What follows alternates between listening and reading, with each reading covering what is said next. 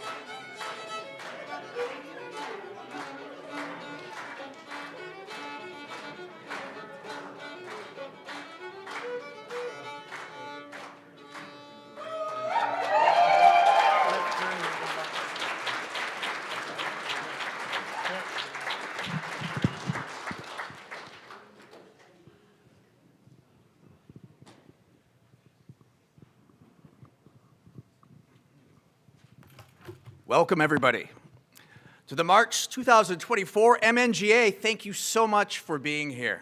My name is Jordan Wanch, and I will be your MC for the weekend. To start us off, one of our own citizens will be singing "O Canada" and the Métis Ballad. Please give a warm welcome to Trisha Tucker.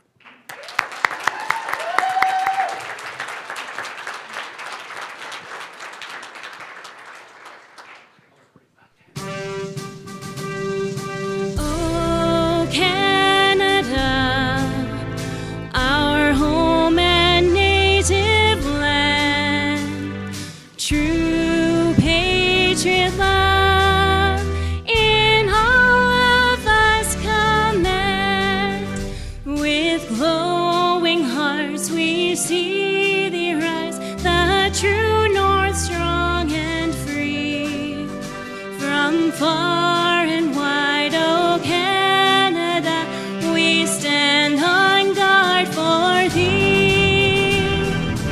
God, keep our land glorious and free. O Canada, we stand on guard for thee.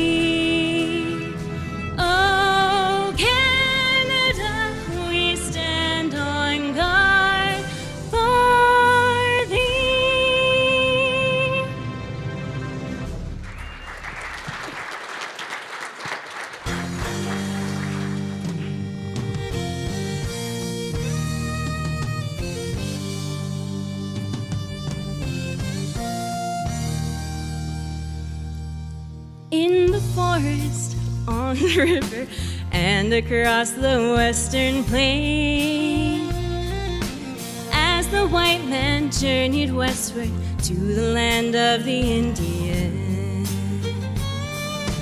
a new race was created, a new nation rose up strong. Hardship as its destiny, and its curse to not be long. We are proud to be Métis, watch our nation rise again.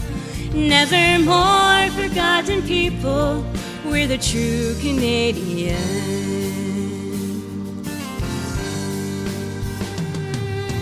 For this newest generation and the future ones to come, with our past to motivate us, it will help to keep us strong. As we build the Métis Nation, as we watch it rise again, our past loss is motivation to inspire our future gain. We are proud to be Métis, watch our nation rise again. Never more forgotten people, we're the true Canadian. We are proud to be Métis, watch our nation rise again. Never more forgotten people, we're the true Canadian.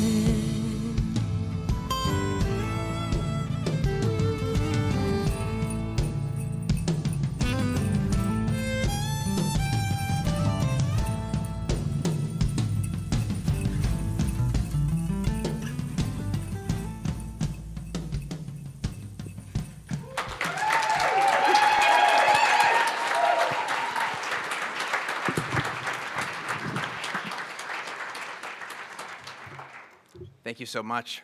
That was Trisha Tucker. Another round of applause for that beautiful voice.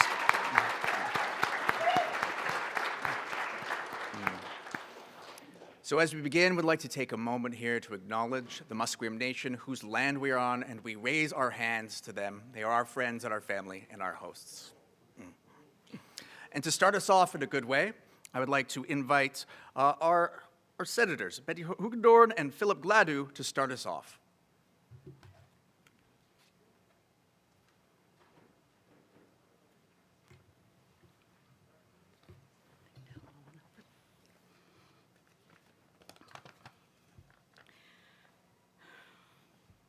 Great spirit.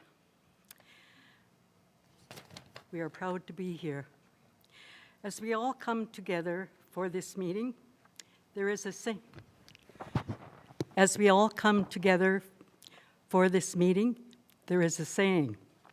If a friendship lasts longer than 7 years, we are no longer just friends, we are family. And that is exactly what we are. We are a family. So let us be thankful and let us stay strong and do good for our people as our work takes place on the territory and ancestral lands of the First Nation throughout the province of BC, with knowledge and wisdom to guide us as we walk forward in life with compassion, love, and honor, and gratitude for all of life. I am so grateful and blessed to have been in your circle. I thank our Creator for all of you, this amazing family that made my life a better place. In our Spirit's name, amen. Sorry.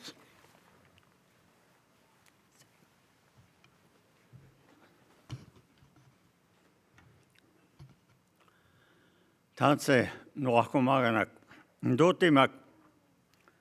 Miasina nohtota kahkiau ipi mamawiatia. Ipi piks kuatama. Kakegi koyo muuta kaastik. Joasam sinawa tohtin kiitoa. Joasam sinawa kakegi koyo ta huisto ta mskamasoto. Kehtia jakmino igunek mina. Kemamtuni maurana kanuhta. Mamtuni maatanak. Kojasko tinigan igiha ja piksnohta magojakko. Ujoona. Kaki pietos katahko muuta kap mitä hamgakanoht. Kojas igi pisitos kagojahko. Kojas kakegi kaikki imigojahko tapsehtaja tisep maatsehoja. Iguhan osum tansa kak pisua pahtamaan. Miasen kakegi kap mitä hamga. Kap mitä hamiksi. Kakegi kap mastama igo. Avassak. Igu tahanma. Igu teisana meina tise mamtoni ihtamahko.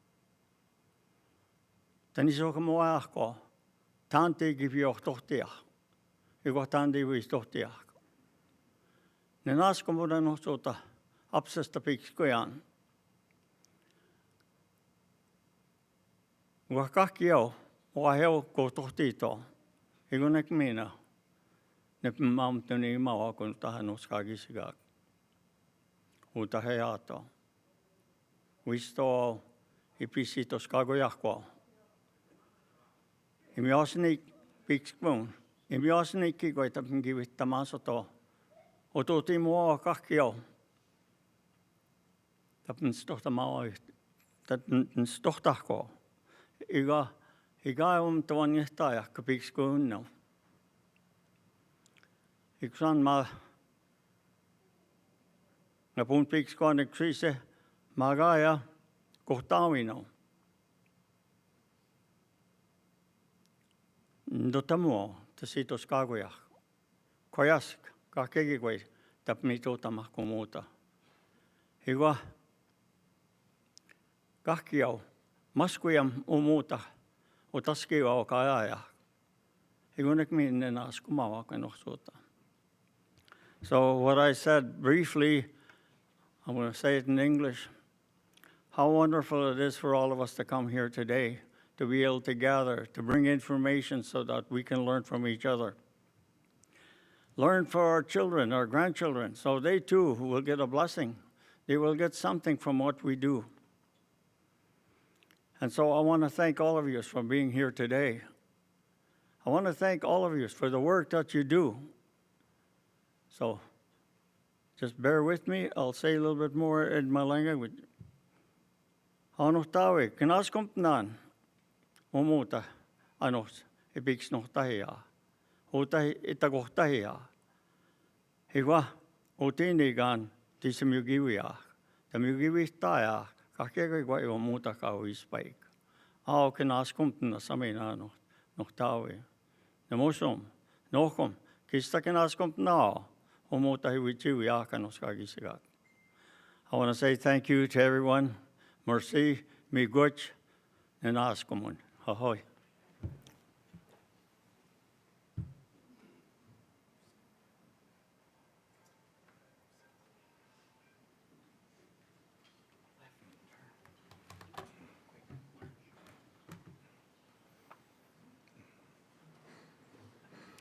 A big thank you to our senators for starting us off in a good way. Marcy. Next up, we'll be doing our greetings and opening remarks. First, we'd like to call up President Cassidy Caron of Métis National Council.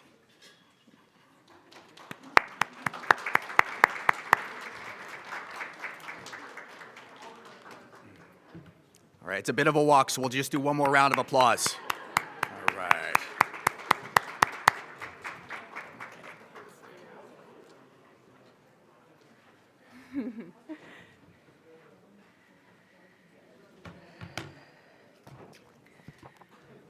Well, Tanse, good afternoon, everyone.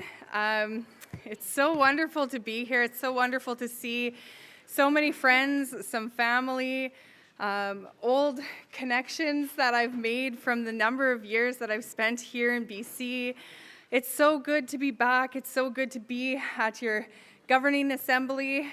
I want to begin by thanking both Senators Phil and Betty for opening us up in a good way. It's great to have you ground us with your words, and it's great to have you, Phil, share those prayers in your language. It is so grounding and such a wonderful way to begin this meeting. I also want to recognize that we are on Musqueam territory, and I understand that Chief Sparrow was supposed to be here and unfortunately couldn't be, but I want to take the time to recognize that we are visitors on this Musqueam territory and really pay my gratitude and my thanks to the Musqueam people for being the caretakers of these lands for, well, since time immemorial, and that we are so humbled and honored to be guests on these beautiful lands. I want to thank the veterans and the Color Guard for bringing us in the Color Guard led by the fiddle. The fiddle player, there was a jigger. It's so wonderful to see that. I want to thank you.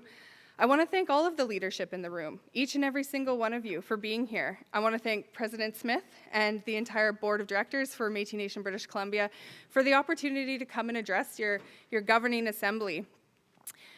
As a Métis woman with roots in the historic Métis communities of Batoche and St. Louis, I was raised by a long and strong lines of Métis matriarchs here in the mountains of BC. I was born and raised in Rosslyn, BC, and it is an absolute honor and a privilege to be here with you today as the Métis National Council President. As I said, I have deep ties to Métis Nation BC, and I love every opportunity that I have to come back, to visit, to reconnect, to have the opportunity just to see how far Métis Nation British Columbia has come. Take this Legislative Assembly, for example. When I served as the provincial youth representative for Métis Nation British Columbia, starting back in 2016, we only had one MNGA a year.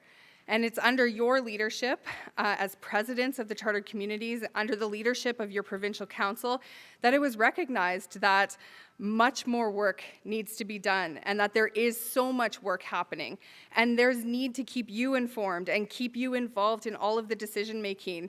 And so extending the number of these general assemblies or governance assemblies each year, that's a success story. That's an indicator that progress is being made. I wanted to share a little bit about the progress that's also happening at the national level. It was only 2.5 years ago that we set a new course for the Métis National Council. It was a course of transparency, accountability, and rooted in service to our Métis governments. Our Métis governments, Métis Nation British Columbia, has evolved so much in the last number of years.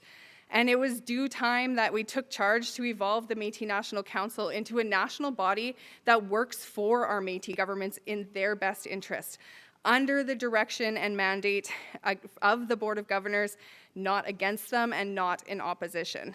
And I'm extremely proud to stand up here today to say that with the support of my board, leadership from our Métis governments that mandate the Métis National Council, including your president, Lisa Smith, we have transformed the Métis National Council in 2.5 years. Is it perfect yet? No, it's not. But we have done an incredible amount of work, and we all need to be proud of the collaboration that exists to get us to the place that we are in today. In the last year, through regular conversations with your president, we've been able to have a lot of conversations, and we communicate and we identify the key areas in which support from the Métis National Council can truly benefit the Métis Nation of BC and all of your citizens. We have really strong relationships and a strong voice at the national level through our permanent bilateral mechanism, for example. We work on finding distinctions-based solutions to the unique challenges that Métis people face in the areas of health, education, justice, economic development, emergency management and preparedness, and many other areas. That permanent bilateral mechanism, it serves as a table where we can hold the Government of Canada accountable to the progress promised to our Métis governments, but it also facilitates a really deep relationship with many of the decision makers at that national level. Also, just in this last month alone, we've convened Métis leadership, citizens, and experts on a number of national policy forums, including ones on Métis health, the Sustainable Development Goals, and most recently, just this week, on economic development. In those national policy forums, we take time to highlight the incredible work that our Métis governments are doing. Our Métis governments are finding different ways to collaborate across the Métis Nation homeland and share best practices so that Métis people can thrive no matter where they live. We're also currently underway with a bylaw review committee at the Métis National Council. This includes input from leadership from each of the Métis governments to identify how we can bring Métis National Council's governance into better practice. So these are some of the ways that we're working together, and there are many other ways where our relationships and our political standing can, have, and will support the forward movement of Métis Nation British Columbia, both nationally and provincially. Nationally, for example, the MNC is a fierce advocate in conversations at both the political level and throughout the public service to understand why the decision was made to not provide Métis Nation British Columbia with Indigenous governing body status. To educate those who are involved in those decisions that MNBC is the recognized Métis government of Section 35 rights-bearing Métis citizens within this province.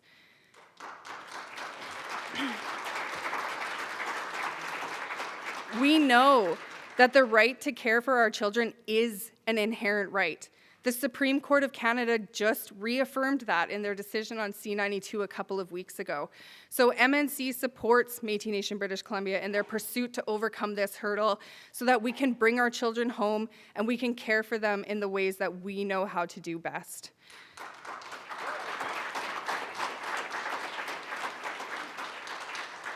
I was also really proud to support Métis Nation British Columbia in strengthening the relationship between this government and the province of British Columbia recently by securing not one, but 2 meetings with Premier Eby, where we discussed, and we will continue to discuss, how the province must work in good faith with Métis Nation British Columbia in a distinctions-based manner, and a distinctions-based approach that is decided by us, for us.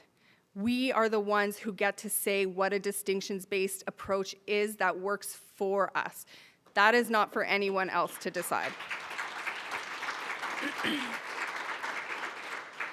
So it is an absolute honor to address you today as we continue to strengthen the bonds that connect us as a united Métis Nation, as one Métis Nation. It's our shared culture, our history, and our aspirations that unite us, transcending borders and boundaries. And in the spirit of unity, I want to emphasize the paramount importance of relationship building among our Métis communities, our governments, and throughout the nation.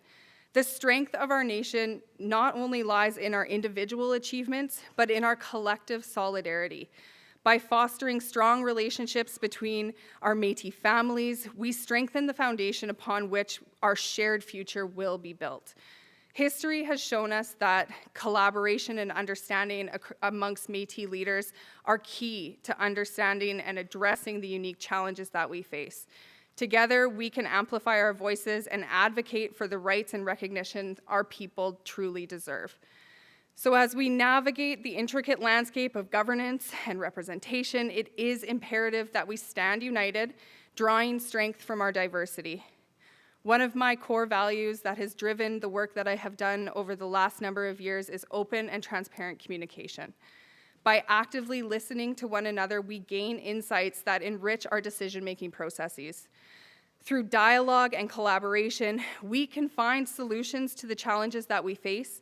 We can develop strategies that uplift our communities and preserve our cultural heritage for generations to come.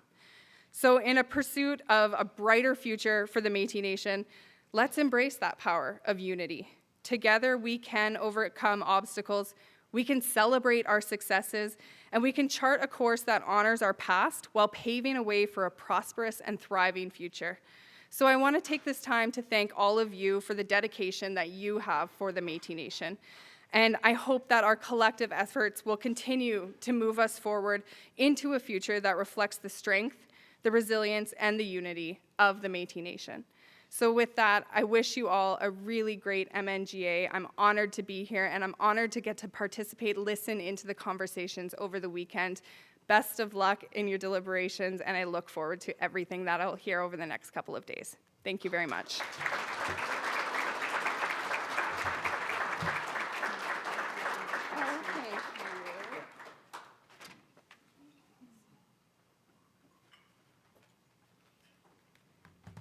Thank you, President Caron. Another round of applause for that inspiring talk, full of solidarity and encouragement. Up next, we'd like to invite Joanne Young, Secretary-Treasurer of Métis Nation, Ontario.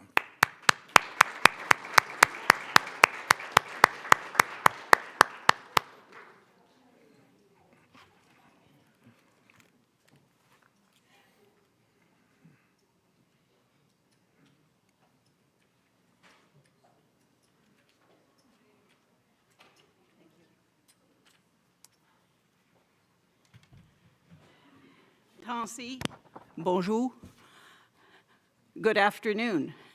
I'm really pleased that the podium isn't too tall, because neither am I. So, for those of you who I have not had the pleasure to meet, my name is Joanne Young. I am the Secretary-Treasurer for the Métis Nation of Ontario. I am honored to be here with you today at your governing assembly on behalf of the Métis Nation of Ontario, as President Fro was unable to attend due to a prior scheduled commitment. While I have called Ontario home for many, many years, I was raised in Nelson in the West Kootenays.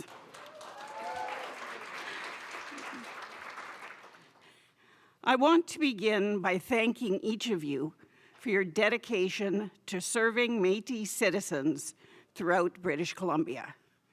Your government continues to demonstrate a commitment to innovative programs and services to address the needs of families and communities, and it is making a very real difference in the lives of Métis people.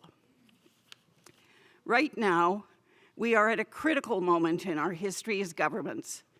As you know, we, along with the Otipemisiwak, I'm working on it, Métis government and the Métis Nation Saskatchewan are working to realize the dream of our ancestors and yours on the path of self-determination and self-government.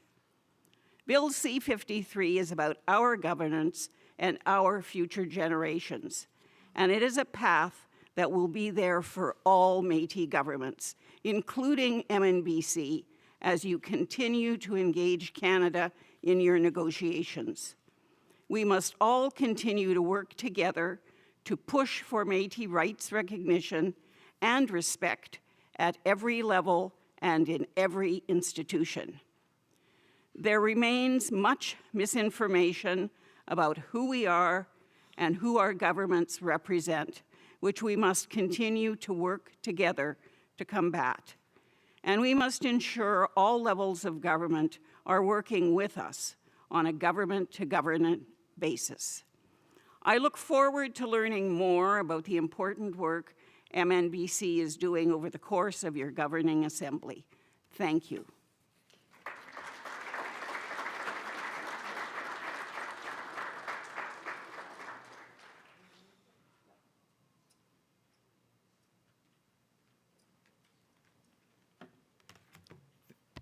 Thank you, Secretary-Treasurer Young.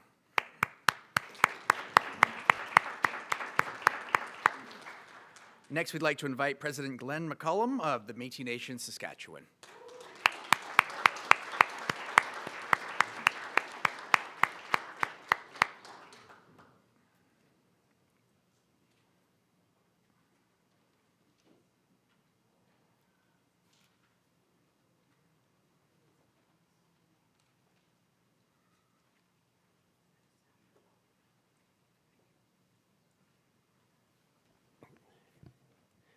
Guys, you look good the way you dress. You know, I'm at the man. One of our elders, kaya mahat, asutayam muna sa kapachistat. Igo ki miutagwa, kitayam muno. Tapachista, gwasay mahaon, tapto, yapachista, kawi machista, sismamo apune. Namamitsin yung tigay tuhtian ka istikapihtaman kia pits ay sinuag in British Columbia, Alberta, Iguase, Ontario, Manitoba, Saskatchewan, kayam tsikte muno. Iwan magiano, kayaso che tagitapahtamin, tansigi sa Scotia. Kitayam muno sa Scotia. Iguas tu itiwaga nihtun. Kau itiwaga nihtua, kaya mihituya, kay sayam ya, kay satuskia, kakiugon may Scotia huya. Kakiu tamamu apsoya, tawiku tu tamak, katawap matsun, kitay sinim na wakitse. Puta kami mo ya kiyawan ma. I've been here for a couple of days. Thanks for the prayer, elders. Very good prayer. Always start in a good way. Thank you, President Smith, in regards to inviting me to be able to come to your AGA. Thank you very much. When I come here, I always look at the successes of our provinces, our Métis provinces. And we always talk about how well we're doing, and rightfully so. We're at that point now of transitioning to being real governments with the agreements that we've signed with the federal government. And as I look and I see these agreements, and I look at them as where is the strength going to come from? Too many times, we don't allow ourselves to slow down and be able to take the good parts of the Métis and to be able to use those good parts. And those good parts I'm talking about are the elders and veterans. That for many years, they've struggled like in 1885 to believe that we can be self-determining people, most importantly, self-governing. To be able to have Louis Riel stand up and believe that and be considered treason and hung for it. Imagine being in his shoes. Imagine being in his community of Métis. Imagine, regardless of what he had to say, in order for the people to come together and be able to make that last stand in Batoche. To resist mainstream governing ways but to be able more focused on the Métis in regards to the best interest of the Métis. Imagine if we didn't do that, where would we be? I believe we'd be still struggling. I don't feel like we're struggling now, because I see what we can do as governments when we're given the right capacity to be able to deliver the right programs for our Métis citizens. Every time I travel, I get to sit with certain elders, even in your province. Sid Peltier sits back there. And through Facebook, which my wife started when I first got in, I didn't have nothing to do with social media, but it becomes a tool to be able to put out there information that people can read up on. And that's what we've done, my wife and I. And Sid connected with me through social media. I invited him to our community of Pine House, where I'm from. Then I invited him to Batoche. There's a few people here from British Columbia that I've invited to come to Batoche. And we need to have our older, knowledgeable people participate. When I first got in as the Métis Nation president in Saskatchewan, all our elders with fixed incomes used to go to Batoche not having the right resources to be able to participate and celebrate. And we call it a celebration. And they're struggling to be able to be a part of the celebration. When I said, elders will not pay, and we will take care of them, same as the veterans. And we have ever since, 6 years now going.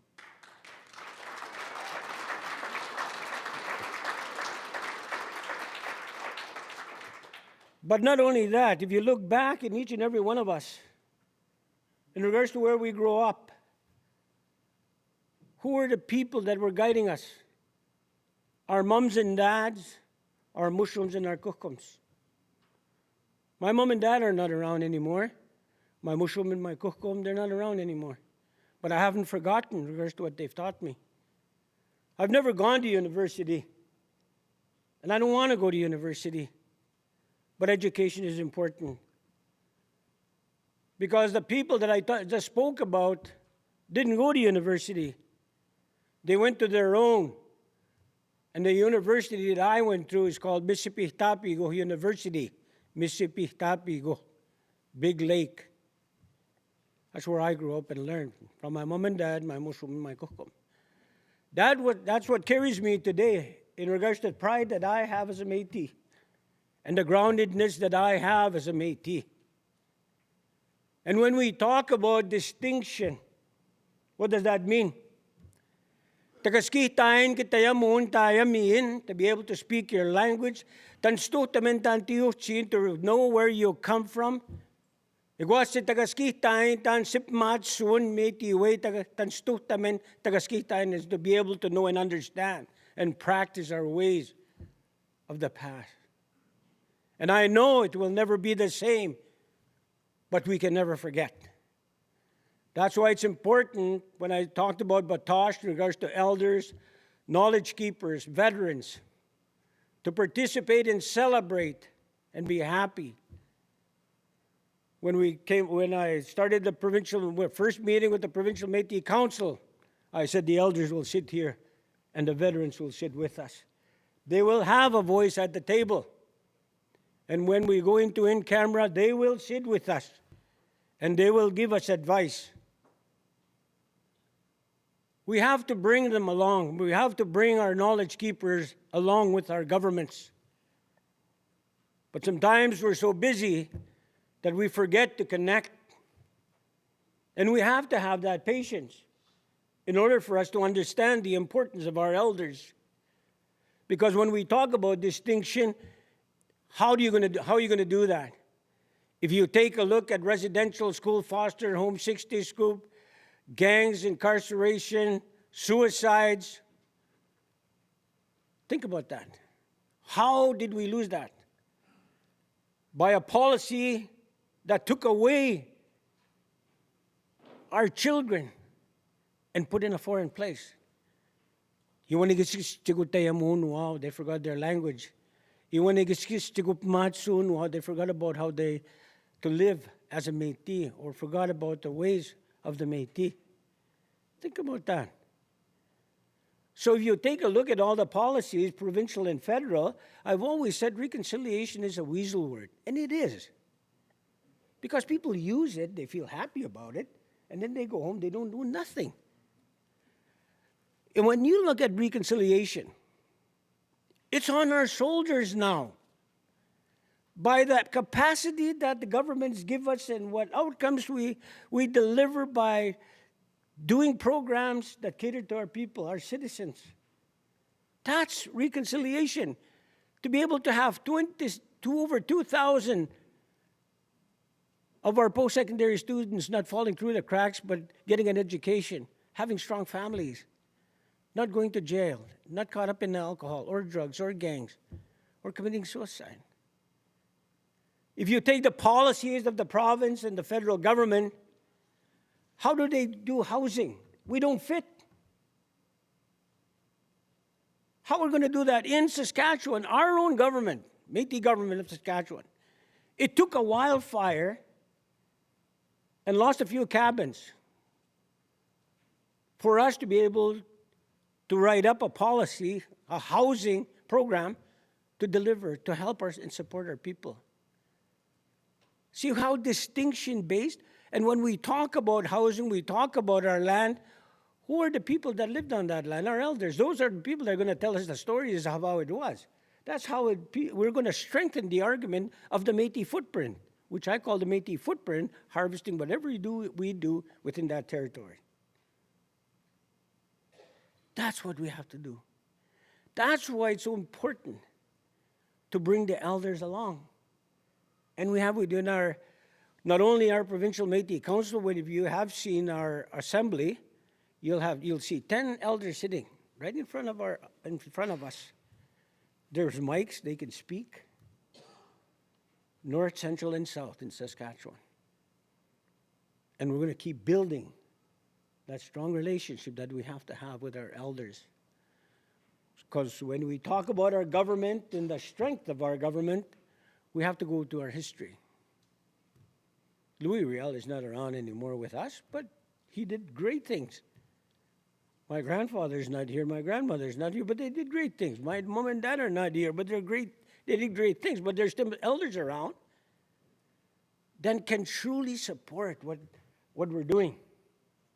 So that by what we do shows the governments that we're working on reconciling with ourselves as individuals, but more importantly, developing programs that we can deliver, programs for people that can use those programs to be able to uplift their spirit, but more importantly, have something for themselves. Because the provincial policy will never do that. Federal policy will never do that. It won't. So we continue to be able to build strong. We can talk about our provinces in regards to what we've done. How are we going to build that strong one voice? To be able to speak as one and support each other and the strengths that we have. That's what we have to do moving forward.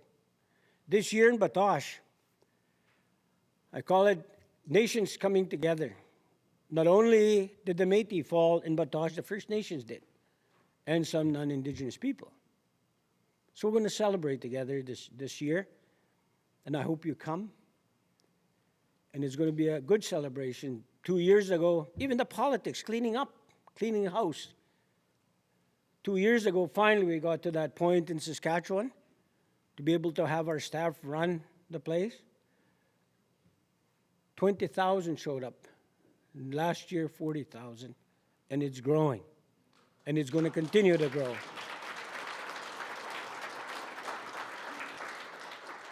We have another event that's going on in April 19th. And I hope you enter a hockey tournament here from British Columbia.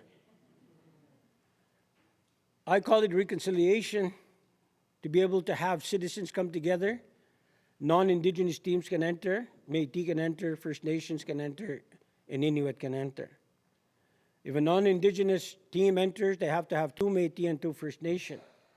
Same with the Métis have to have 2 non-Indigenous players and 2 First Nations players. How better to be able to bring our people together, to be able to have fun together. There'll be a little bit of few hitting here and there, that's okay.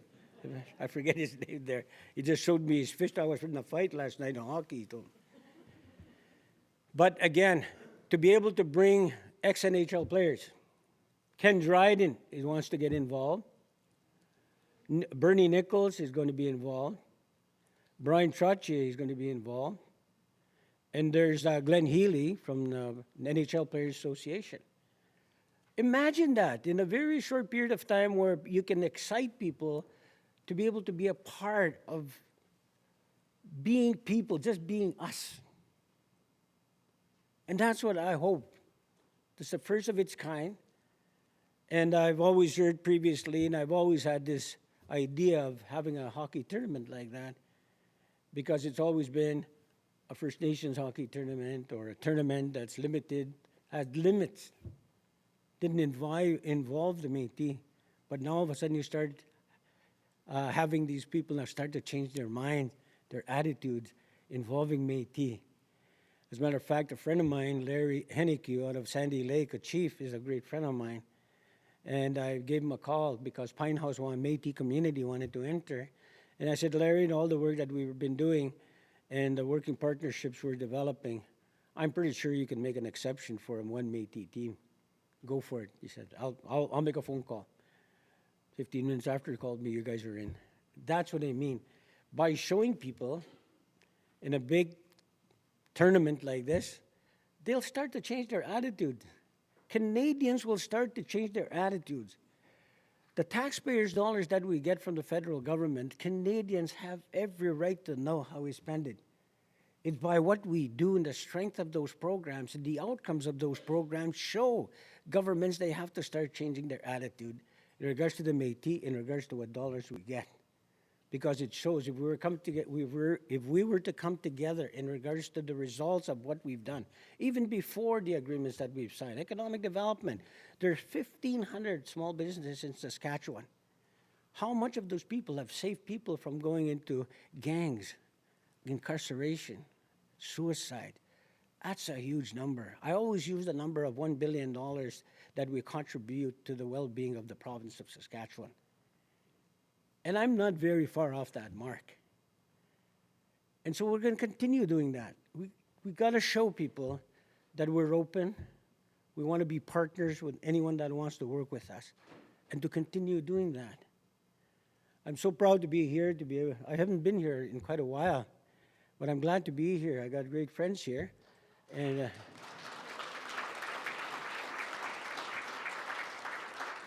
hopefully by what we're signing with the federal government gives us more opportunity to be able to share, to be able to help one another and support one another. Because sometimes we do need help, and what you're doing may be that we're not doing, or what we're doing, you're not doing. Those kind of meetings I would like to see.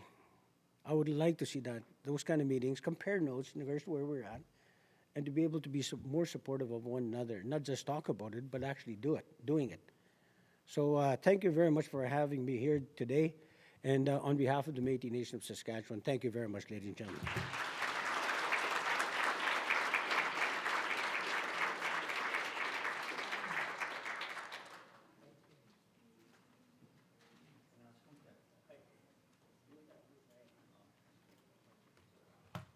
Marcy, President McCollum, thank you so much for sharing with us.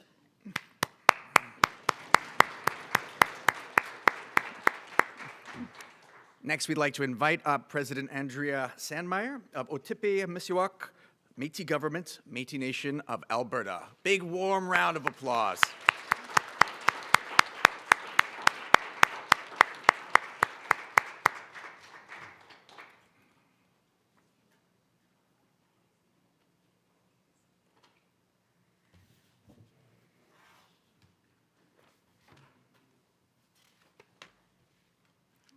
Tanse, good afternoon, everyone. It's just so lovely to be here, and thank you so much, President Smith, for the invitation. And I was just elected in September, and I am so happy that I'm here, and I look forward to coming to many events in British Columbia with the Métis Nation of British Columbia. So thank you very much.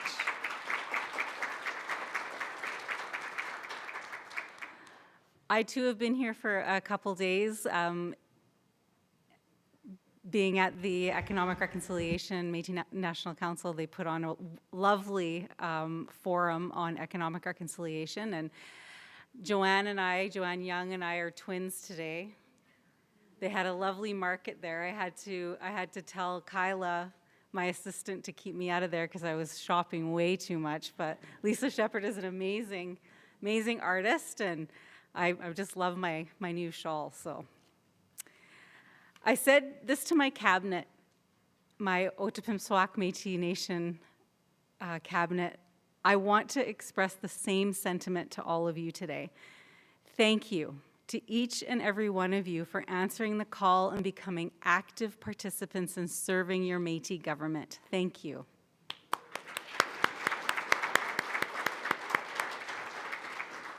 You are following in the footsteps of our ancestors, who for generations supported their communities and fought for the recognition of our rights. They petitioned the Crown, they took collective action, and they defended their identity and way of life, even taking up arms when necessary. Promises made by the Crown were broken, and our rights were often ignored, but our collective will and resilience persevered. Right now, as many of you know, 3 of our governments are before Parliament with self-government legislation. This battle for recognition is difficult, long, and often tiring, but we cannot let it go by the wayside. For 200 years, we were left out of important conversations about our people because governments minimize our role and our purpose. But now, they are working with us to make progress. While there are naysayers out there, we have to stay focused on the end goal, the ability to represent our people. On behalf of the Otipemisiwak Métis government, I want to thank the Métis Nation British Columbia leadership and citizens for showing their support for Bill C-53 as it went through the frustrating process of committee. There is still a lot of work to be done, and when it goes to the Senate, but we are grateful for your support for such an important piece of our journey, especially with all the negativity that has come out of this process. As Métis, we know that working together is the cornerstone of our strength. Together, we will ensure a brighter future for all Métis people. Thank you. Merci.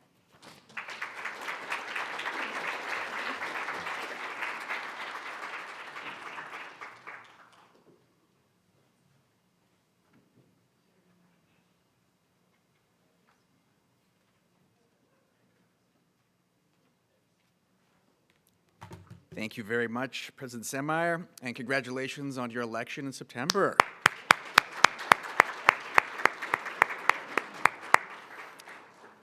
And for our next part, if you can please turn your attention to the screen, we have a video message from Minister Rankin. Stand by.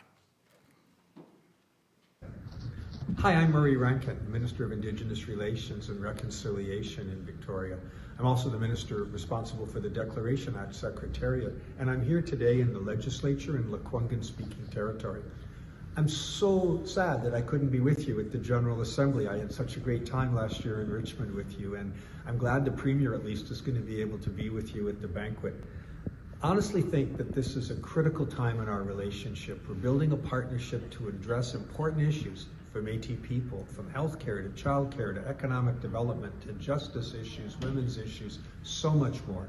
And I just want to say we want to support the 40 Métis Nation BC chartered communities in our province, want to work together to make progress on reconciliation, you know, with the Métis Relation Working Table and joint participation at the senior leadership table and so many other venues around the province. I just want to say thank you for your great work. Sorry I can't be with you at the General Assembly.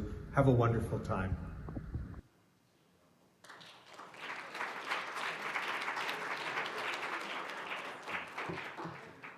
Thank you so much to all our guests that have come up and spoken today.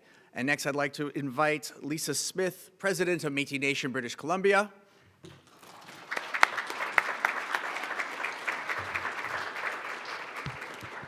Thank you so much. Tansei, everybody. And I guess Murray Rankin spilled the beans on who our special guest is. So as you all heard, Premier Eby will be joining us at the banquet tomorrow for a short time. So that's really exciting news for us. So we were trying to keep it a secret, but anyway. So Tansei, welcome to the Métis Nation BC Governing Assembly. Thank you to all our speakers and to the Board of Governors members and President Caron for being here today. It really means a lot to our nation. I'd like to thank our veterans for the flag party duties and for also carrying out the security duties over the MNGA for us. I'd like to thank Senator Hugedorn and Gladue for the opening prayer. Thank you so much. It's unfortunate that Chief Sparrow couldn't be here today. Unfortunately, they had a death in their community. He is committing to meeting with us very soon, though. I really want to give you all a big merci for joining us at the River Rock Casino on the traditional unceded territory of the Musqueam people. So our chartered communities are the backbone of Métis Nation BC. I'd like to acknowledge the hard work and tireless dedication each and every one of you contribute every day at the community level. Grassroots.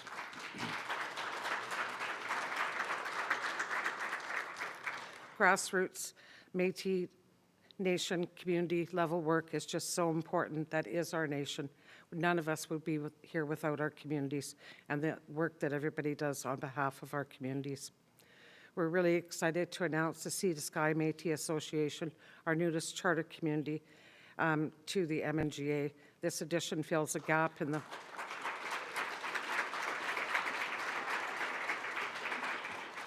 This addition fills a huge gap in the populated Lower Mainland region and reflects the ongoing growth of government. I'm pleased to report that MNBC has provided communities with almost $1.4 million this fiscal year to support grassroots initiatives. The programs we have supported include urban programming for Indigenous peoples, cultural events, capacity and governance, wildfire emergency support, National Indigenous Peoples Day, Louis Riel Day, and we're happy to announce that in the coming next 2 weeks, there will be an additional $350,000 rolled out to our communities. So thank you all.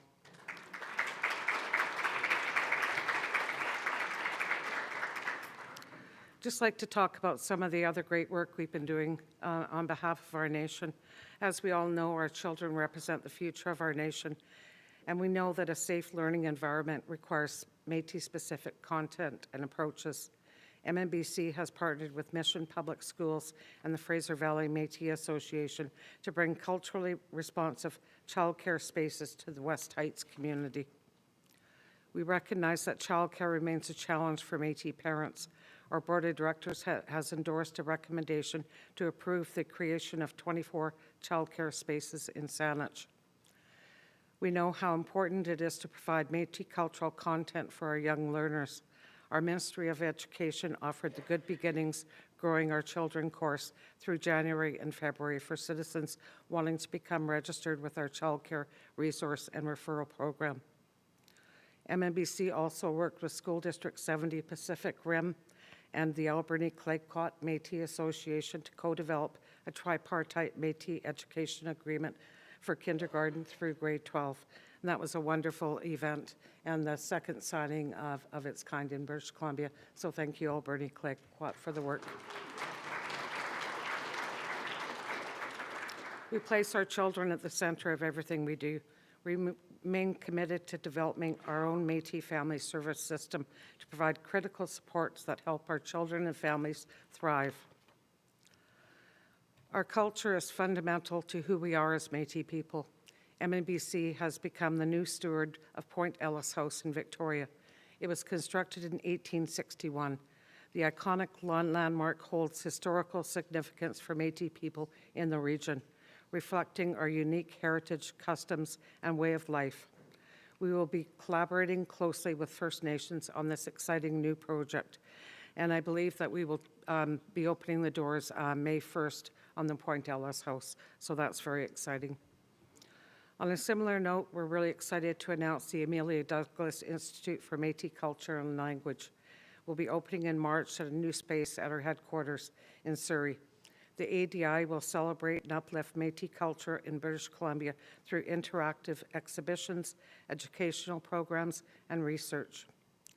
Our Ministry of Culture, Heritage and Language is also completing a 10-year Michif language revitalization plan that will help protect this critical part of who we are.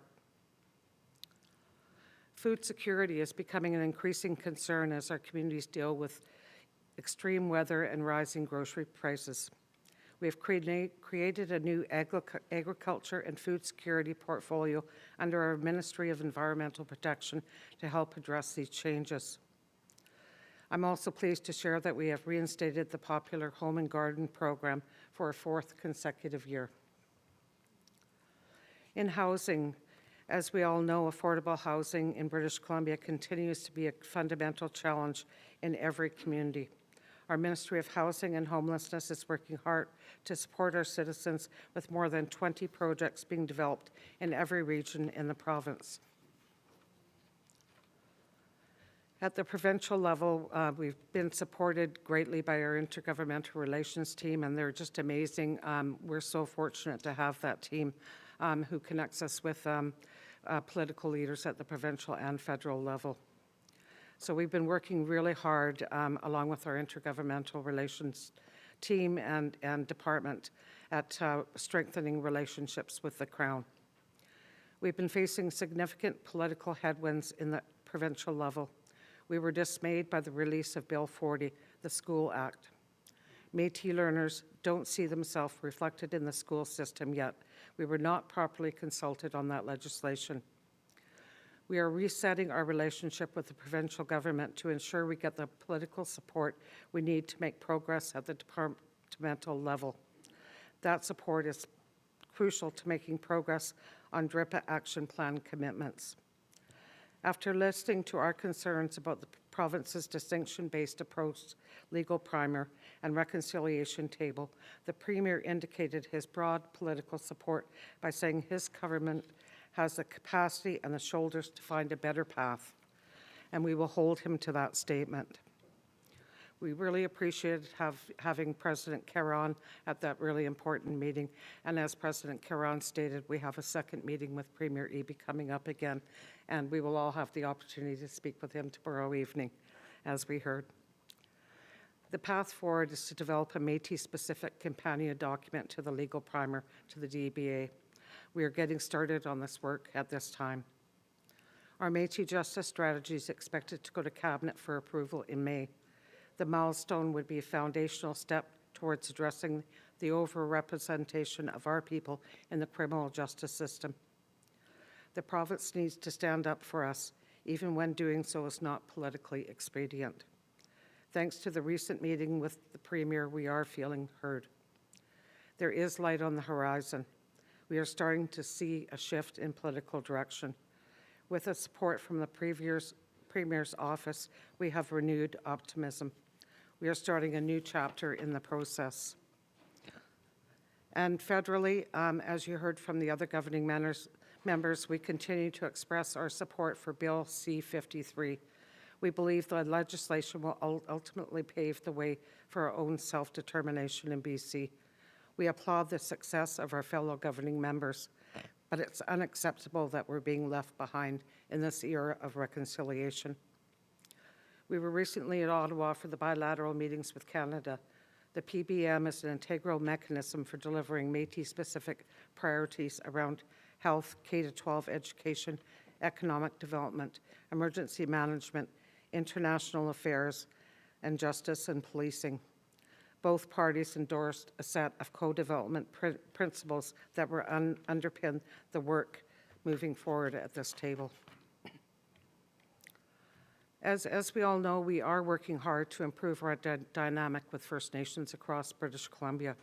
The recently signed Fraser Partnership Accord which involves over 30 First Nations and MABC, is a great example of what we can accomplish when we work together on shared priorities. This is an inspiring model we hope to replicate in other health authorities. We are also starting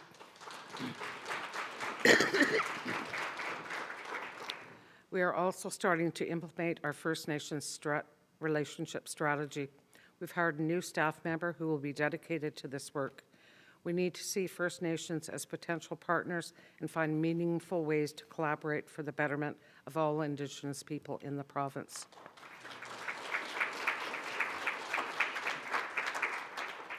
So in closing, Métis Nation British Columbia envisions a future where Métis people, communities, and children thrive. In that future, we are connected to our rich culture, we speak our own language, we achieve strong socio-economic outcomes, our rights as Indigenous people are recognized. We have accomplished a great deal together, and we still have more work to do. And once again, thank you all for being here and giving up your time over the weekend to be part of our governance and democracy. So thank you.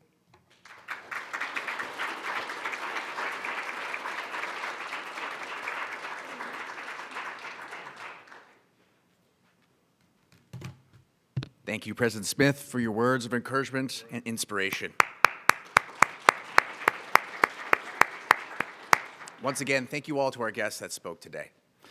Before we move on to the MNGA clerk confirming the quorum and calling the meeting to order, just a little bit of housekeeping for all our folks that are sitting in the round table in the center. If you could just turn your signs with your names facing outward, that'd be fantastic. And I've been asked for some housekeeping just to have the same seats in the following days. So without further ado, I'd like to call up John Beaker.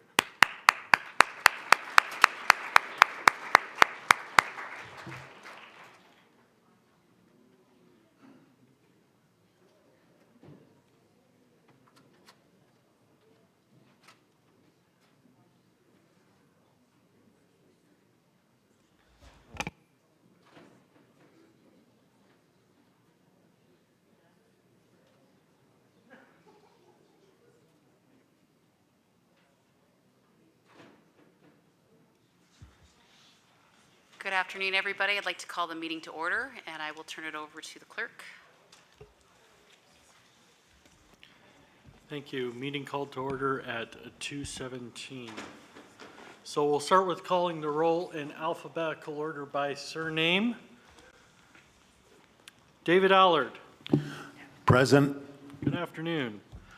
Rob Anderson. Present. Good afternoon. Miranda Berard. Present. Good afternoon. Caitlin Bird. Present. Good afternoon. Joy Bremner. Present. Good afternoon. Zev Brewer.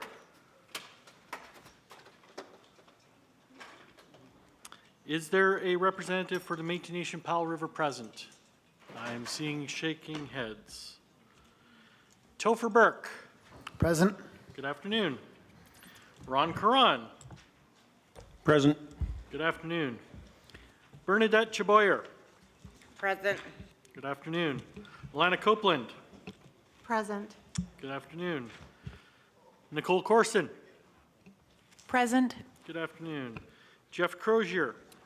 Present. Good afternoon. Sean Daverin. Present. Good afternoon. Louis DeJager. Present. Good afternoon. Sylvia DeRoche. Present. Good afternoon. Cheryl Dodman. Tanshe. Good afternoon. Mark DeBoard. Present. Good afternoon. Kate Elliott. Alicia Fernando. Present. Good afternoon. Deborah Fisher. Present.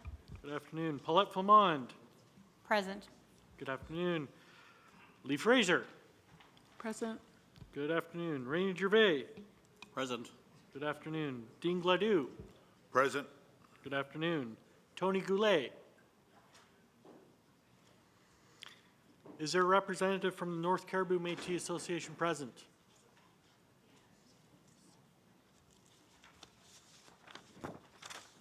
June Graham. Good afternoon, John. Sorry. Sorry. Good afternoon, John. There we go. Thank you. Good afternoon. I didn't turn it off. Patrick Harriet. Present. Good afternoon. Susie Hooper. Good afternoon. Good afternoon. Travis Jobin. Present. Jamie Keith. Here. Good afternoon. Peter Lang. Present. Charlotte Lever. Present. Good afternoon. Richard Lewis. Present. Good afternoon. Betty Ann McDonnell. Present. Good afternoon. Walter Minot. Tapway. Good afternoon. Lana Olson. Valerie Pace. Is there a representative for the River of the Peace Métis Society present? Dan Pope. Present. Good afternoon. Chris Sample. Present. Good afternoon. Kelly Sears. Good afternoon. Mert Servatius. Present. Good afternoon. Dana Shaw.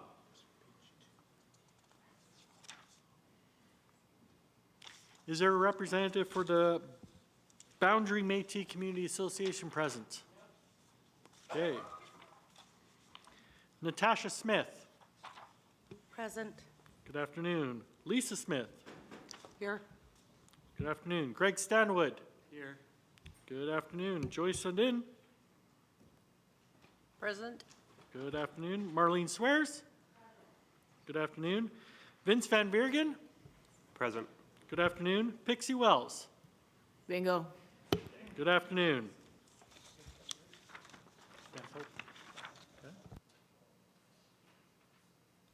So is there anyone else present who was not called?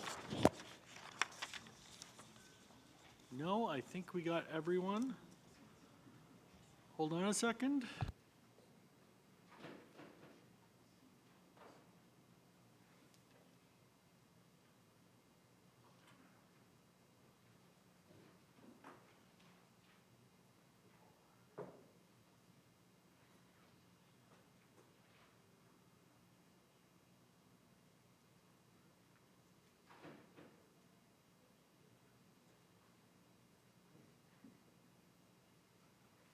So I confirm that we have 44 delegates and that we have a quorum present.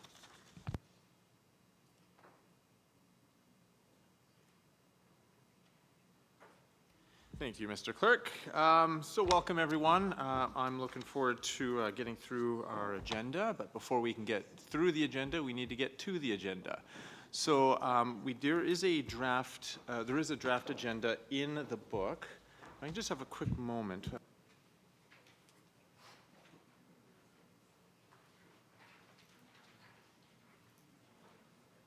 Thank you. So you can find that starting at page 2 of the kit, the 2024 MNGA resolutions.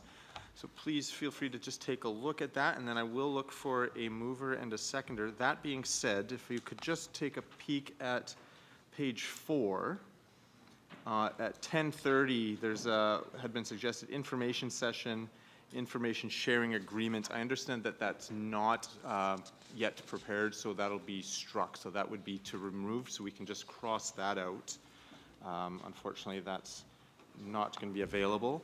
But other than that, I will look for a mover and a seconder to move the agenda. Friends of Valley Métis Association, Pixie Wells, so move. Thank you. And I believe I saw a hand over to my right. Just make mention that I don't believe that Glenn, the president of Saskatchewan, is noted on here, and we should fix that. Yes, thank you. And I know there may be okay, everyone got a copy of there's a loose page in your books as well that does have that included there. But thank you for pointing that out. Do you second the agenda? I do. Thank you. Cheryl from Kelowna Métis Association, Cheryl Tutman. Thank you so much. And that's a great reminder, and I know we'll get to it when we get to the standing rules, but I do appreciate it when someone identifies their name and their community or their role if they're on the board. All right, I will open it for discussion on the adoption of the agenda. I will invite President Wells to speak first if you wish. I don't really have anything to say. Just get on with business. All right. President Donovan? I second that, Pixie. Thank you. Is there anyone wishing to make any comments on the agenda itself before we move to the vote? I see a hand first at the end there. Please go ahead and recognize yourself.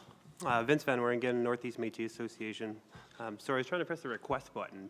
I don't know if that works or not, but would the best way just to be put my hand up? All right. They both work. The light sometimes when I see the light, Perfect. Okay.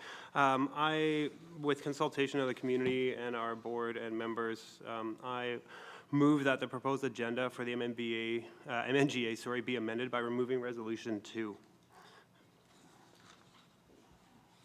All right. Thank you. Just a moment.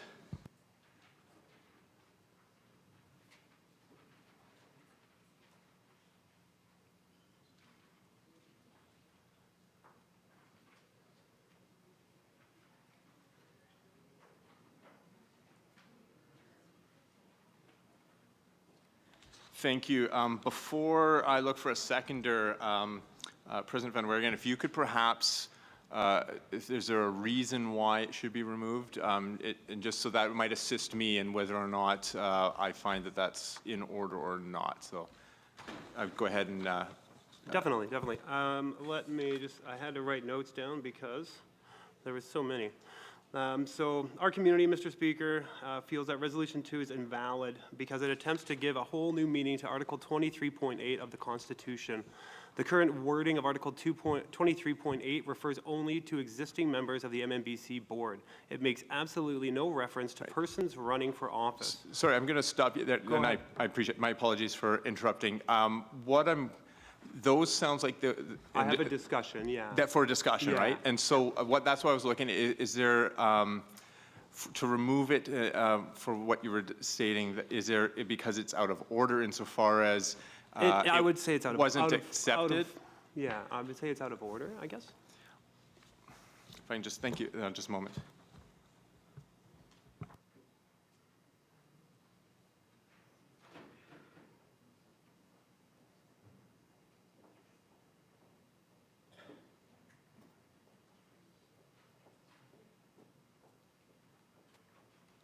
Thank you for your patience. My understanding, and I'm going to have our clerk confirm, my understanding that resolution number 2 was submitted within the appropriate timelines by a member that was eligible to submit it. At this time, I'm going to, and I'll get after, perhaps I can have that confirmed by our clerk. Yes, Resolution 2 was submitted within the timeframes underneath the MNGA Act. So my ruling is going to be that it remains in order to be on the agenda, and then certainly when we get to that point, then there'll be an opportunity for discussion, and certainly the concerns that you've started to raise, and I again apologize for stopping at that point. I just wanted to see the purpose of the why it would be moved. Then those discussions could occur at that time, and discussion on all sides for that. And I'll recognize President Van Weringen. Sorry, just point of information, then Mr. Clerk and Chair. If a motion's put forth, again, sorry, I know we went through this morning. The chair can just null and void it, or do we not need to ask for a seconder and put it forward to the floor? I know it was point of order, and I wasn't meaning it wasn't proposed within a timely manner. I'm just requesting to put it forth to the MNGA for the consideration of the adoption of the agenda to have that removed. I don't think that's out of question, unless I'm missing something. So, Mr. Clerk, if you could.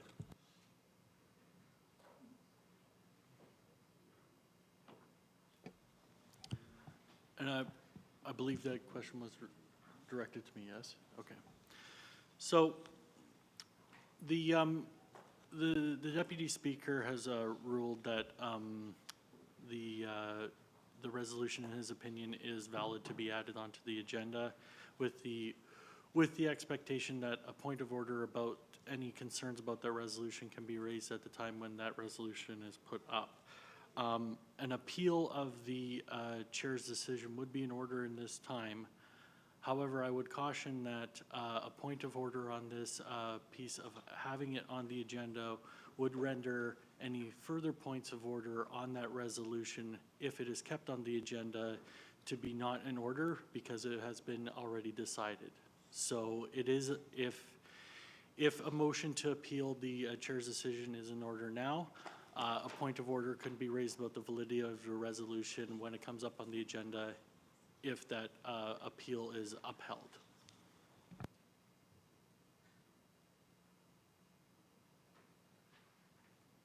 I would like to appeal the decision then, if I may. All right, thank you. I'll look for a seconder for to appeal the Deputy Speaker's ruling. I see a, go ahead. Yes, David Allard, Salmon Arm Métis Association. Point of clarification, can we have all individuals clearly speak into the microphone here so we can understand everything? Thank you. No, thank you. I appreciate that. I know it's sometimes there's sharing of microphones, so just make sure it's pointed towards you.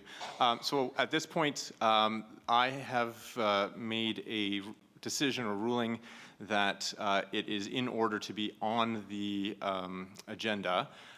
President Van Weeregen, and it's President or Vice President? I remember last time was, just so I'm... Vice President. Thank you. Vice President Van Weeregen wishes to challenge that decision. To do that, it requires a seconder. Is there a seconder for that?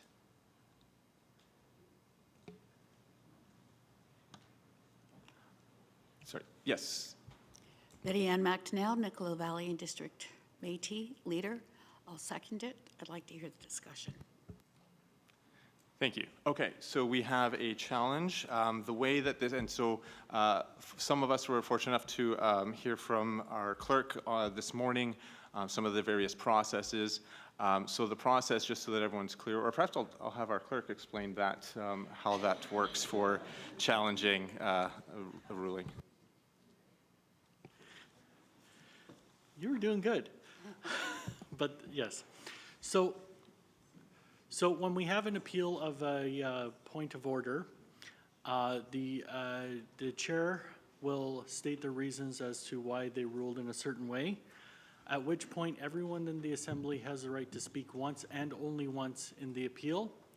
Once either discussion has been exhausted or everyone has had a chance to speak, the chair does have the ability to give some remarks, at which point we will call for a vote, and we are looking for a majority vote to either sustain the ruling of the chair or to overturn it. Thank you. So at this time, then, what I'll do is I'll explain the reasons for my decision and then open it up for any other comments and for discussion. When members of the MNGA, be that members of the board of the MNBC or community leaders, have the opportunity to submit resolutions and potential pieces of legislation, and in order to do so must meet certain obligations, whether that be formats, where it's sent to, and most importantly, timelines. So certainly if it were established that something that had made its way to the AG or the MNGA agenda that was not properly brought in time, that would be something that, if brought to the chair's or the speaker's attention, would be something that would be validly, or in my opinion, something that would be subject to removal at that time, and no further discussion is needed once it's been discussed. That being said, in this case, the resolution, the proposed resolution, was submitted. Just if I may look at it, I believe it was submitted by a number of members of the MNGA, and it was submitted in a date that was that meets the legislative requirements. Given that, my ruling, the reason for my ruling to keeping it on, as opposed to, for example, if the suggestion had been to move it to a different time within the agenda, or to do something like along those lines, I would have had no issue with that. But the removal of it without discussion on the merits, given that it's properly been submitted, that's the basis for my ruling. Because what would happen is, if we had gone forward with what would be a vote or a discussion on whether it should be removed or not a discussion on its merits and whether it should be adopted or not. And so I think, in fairness to those who have submitted it, by following the legislative rules and guidelines that are set out, in order to allow those members to have the right to have their resolutions submitted and discussed. Now, again, where that discussion goes is up to the Assembly itself. But in my ruling and my reasoning is that it would be unfair to not allow the discussion given that they have complied with all of the requirements to submit it.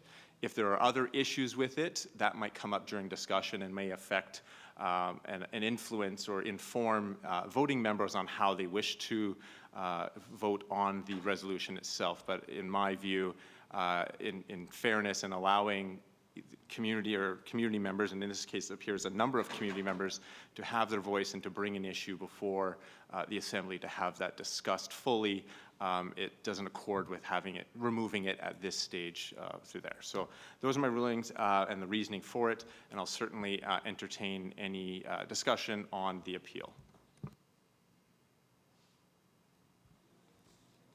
Go ahead, Vice President Van Weer again. Thank you, Mr. Chair. So as I was saying, Mr. Speaker, sorry, Resolution 2, the community feels that the resolution is invalid because it attempts to give a whole new meaning to Article 23 of the Constitution. The current wording in Article 23 refers to only existing members of the MNBC board. It makes absolutely no reference to persons running for office. How the resolution is drafted actually made it into the draft agenda raises a serious question about the process. Regardless of how proponents try to spin this one, and regardless of what MNBC clerk and others say to try and explain it as they did in the so-called MNGA delegate orientation, which we didn't even talk about, sorry. I'm just... I know, I said... Thank you, I'm hearing... I will take that back. I rescind that. But, Mr. Speaker, I have to read these points because they're points that were sent to me by my community, and I'm here to represent them. So, and I appreciate that. Yeah. But it's whether or not it's... The decision is correct or not. Yes. Not True on enough. the substance of the resolution. The decision of your decision of not allowing. My decision, that's correct. My apologies. So then your decision, Mr. Chair, the reason that I am appealing it is because based on the merits and the wants from my community, they would like the MNGA to vote on removing a resolution that was put into the agenda that should have never been put into the agenda. And that would be something that the MNGA should decide whether or not, after discussion, and my apologies, I got ahead of myself, after should this move forward and the decision be overturned and we go to discussion, I will explain and go into why. So my apologies, I got ahead of myself on that, Mr. Clerk, but that is the appeal, is because our community wants to have it, and I believe, and they believe that it's up to the MNGA to have a discussion about it and whether or not this stays on the agenda. Thank you very much. I next saw a speaker here to my right. Hi there, Sean Davern, Provincial Youth Chair. Does this count as a motion on the table? Because I would like to, if possible, ask that we adopt our standing rules for this discussion. What I can say at this point, it is just on the appeal. However, given more of tradition, if I can put it that way, or convention, we will be going generally with our our standing rules. We haven't officially adopted them yet, and we will turn to that, but we will certainly keep those principles in mind as we would, and those are just to guide us as we go through. But thank you. Any further? Yes, go ahead. Go ahead, Leader McNeil. Having heard your words, Dave, while my community aligns with what Vince had said, but what you said made absolute sense to me. Thank you, Leader McDonnell. Is there any further discussion? on the appeal? Yes, go ahead, Vice President Minot. Walter Minot, Vice President, MNBC. I'm worried about if we vote on this process, that it's going to set a precedent that our presidents' voices don't count on this table. You know, our presidents, and a number of them put this year resolution forward, and this table is to help us to bring governance to our people. And our structure is put in place to allow our presidents to have the voice to change or to fix or amend procedures and policies that we've put forward over the years. As our policy and procedures manual is a working document, and that has been put in place with our president's blessing and their inclusion on this process. So I do want to be the one to set a precedent to not allow our presidents to bring forward issues they feel is important to our nation. So that's how I feel on this. I'm against this. Thank you very much. I see President Bremner. Joy Bremner, President of the Mid-Island Métis Nation. And as a number of our communities and presidents have put this forward, it has felt really important that we have the discussion about the particular resolution. I think it would be denying many of us that opportunity to have a better understanding of how the whole assembly feels about this, and so I'm opposed to this. Thank you very much. I'm not seeing any hands, or sorry, anyone else raising. You've heard my word. Oh, sorry, go ahead, yes. Our community had a whole separate meeting just on this resolution, so I would like a chance to discuss it because we put a lot of effort into talking about it. Thank you. Thank you. And if I could just have you introduce yourself just for the note taker. Thank you. Yes, go ahead, President Wells. Fraser Valley Métis Association, Pixie Wells. I'm kind of going to scaffold on Joy Bremner. I think that we would be doing an injustice for the communities, and you know, as much as my heart goes out to Vince and what's going on there with him, I think we'd be doing an injustice to the rest of our presidents if we didn't allow this to go through, because they did do the work to put it through, and we need to be listening to the voice. And if it was only one, maybe I'd probably not be saying this, but because it was so many, I have to say that we need to move this forward. Thank you, President Wells. Not seeing any further hands. Question. I am going to turn it to our clerk just to describe, and we had some discussion this morning on the various ways in which votes could occur.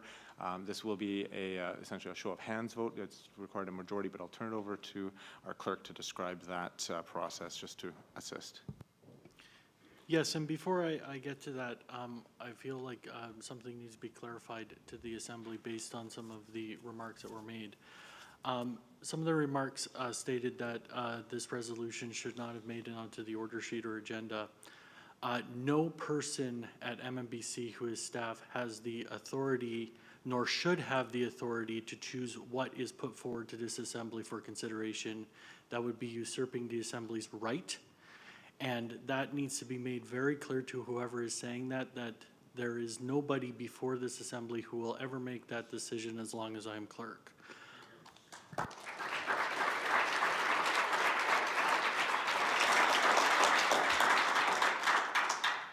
With that said, the show of hands method of voting is kind of self-explanatory. If you are in favor, put your hand up when we ask for in favor. If you are opposed, put your hand up when we are opposed.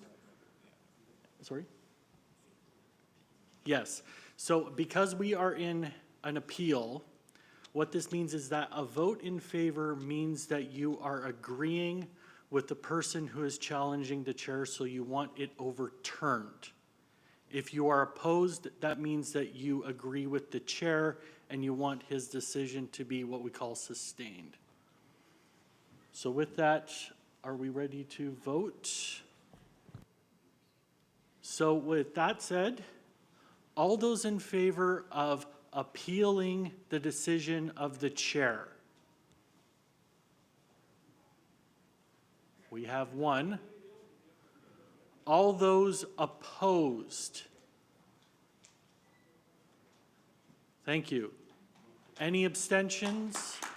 There is one abstention, but from my view, the noes have it.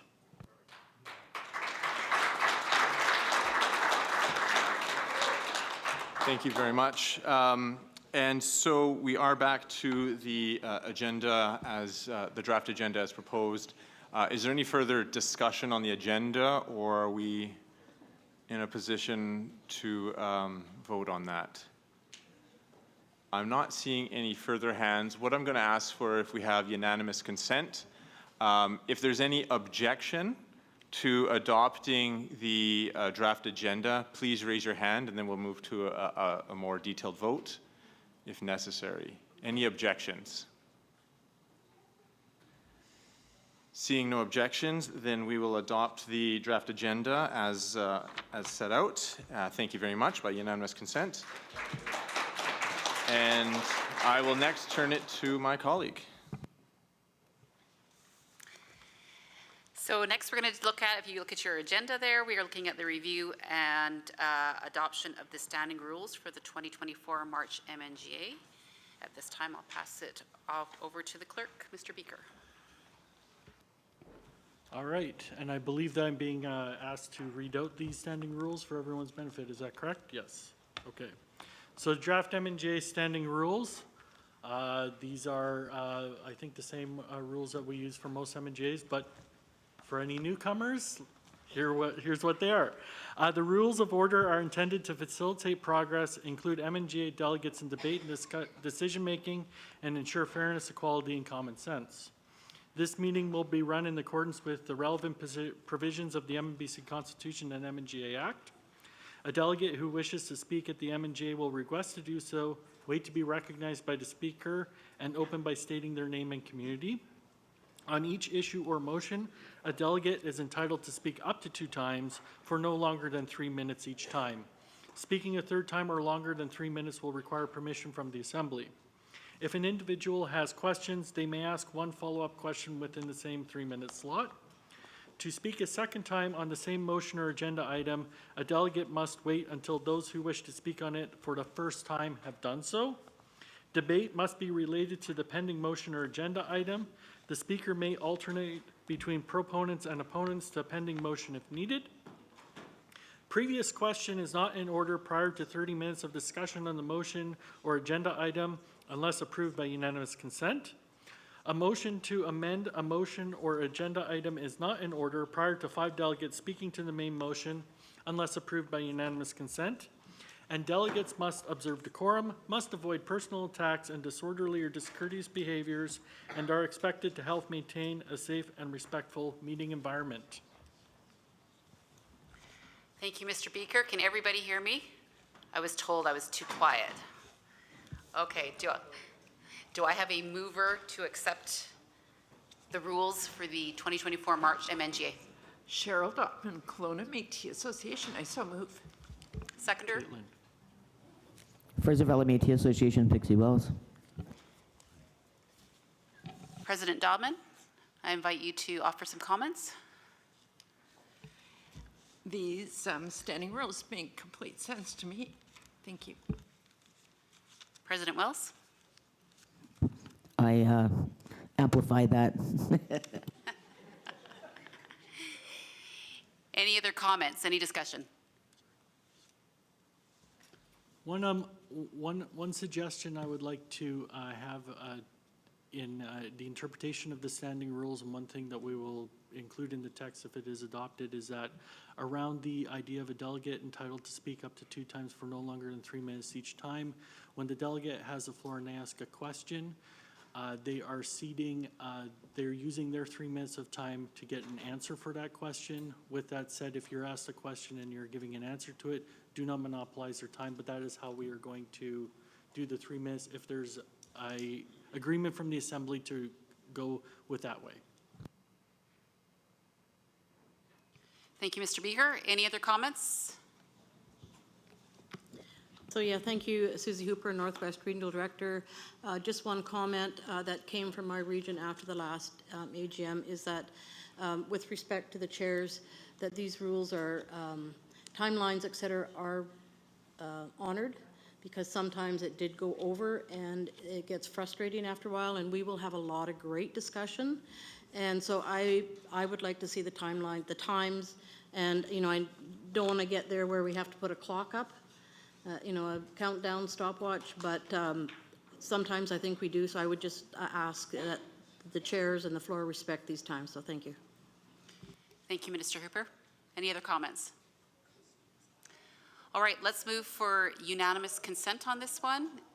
Is anybody opposed? Everybody in favor? All right, thank you. The adoption of the standing rules have been accepted. All right, let's move on. So we are next at the review and adoption of the minutes. I hope everyone's had a chance to go through them briefly. They do start at essentially page 8 of the resolution book. What I will look for is a mover and a seconder, and then we can have, if there's any corrections that are needed, we can do it at that time. So I will invite a mover and a seconder at this point. I see. Go ahead. I move. Thompson Okanagan Region Director, Dean Gladue, I move. Thank you very much. Do we have a seconder? I see a light at the end. I'm not sure who's... Richard Lewis, Cowichan Valley Métis. Thank you. And just confirming you're seconding? Correct. Thank you. Okay, we have the draft, the draft minutes. Are there any corrections or mistakes that were noted by anyone's review that needs correction at this time?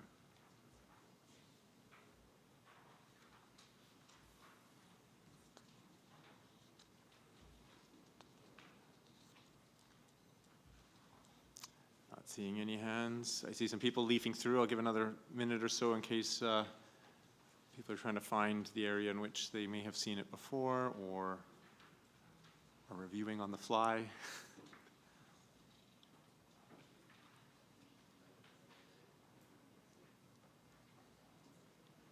Any issues with the draft minutes? Might be immature, but question? What I will do then, I will look for unanimous consent. So certainly if there was an issue or if you think there may have been and you just need a bit more time, please indicate so by raising your hand if you have any objection to adopting it or accepting, I guess, the minutes. Not seeing any objection, the minutes are accepted. The draft MNGA minutes from December 2nd to 3rd. So thank you.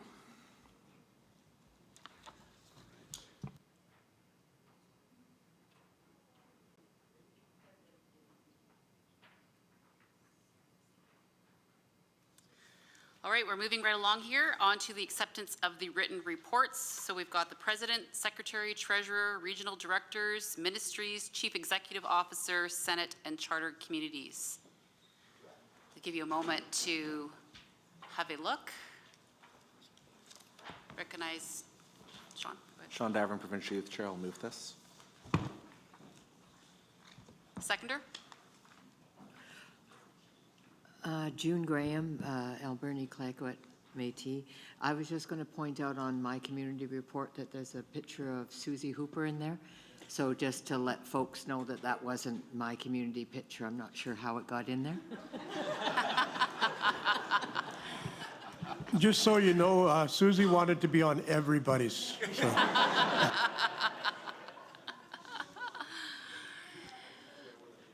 Director Davern, I invite you to make comments.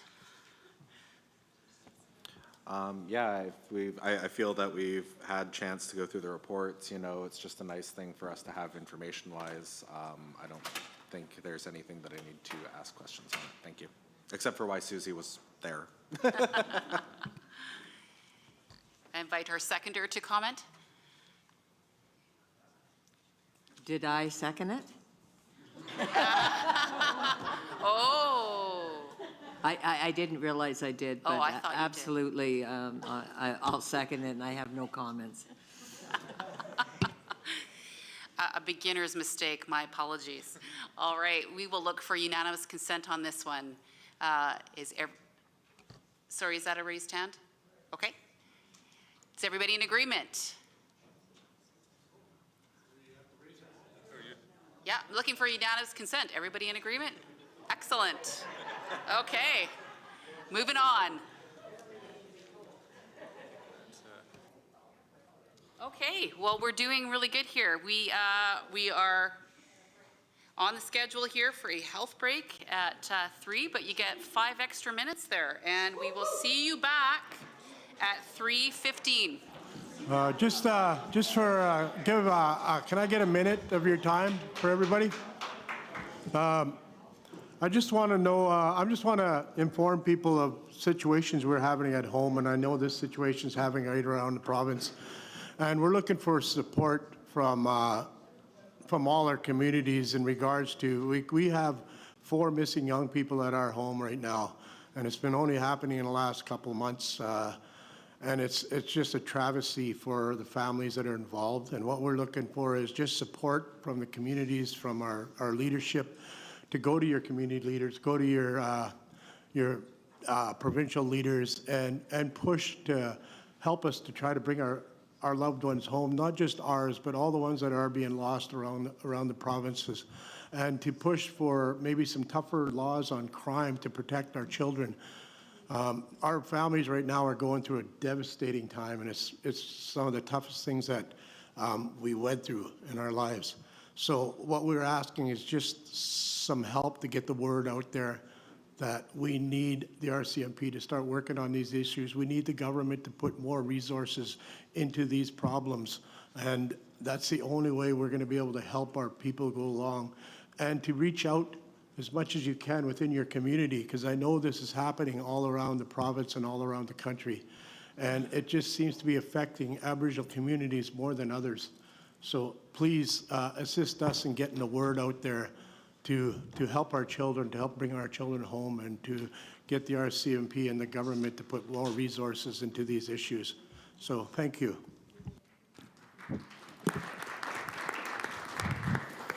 Walter, can I add to that? I'd just like to challenge, and not so much challenge, but just say to all the charter communities, I know the Fraser Valley Métis Association will be holding a Red Dress Day, and we have for 3 years. This will be our 3rd one. So get out there in your communities on May 4th and make a voice, make a stand, say something, do something. So, and Walter, we'd love to have you come into our community and speak that day if you'd like. I'd be honored to do that.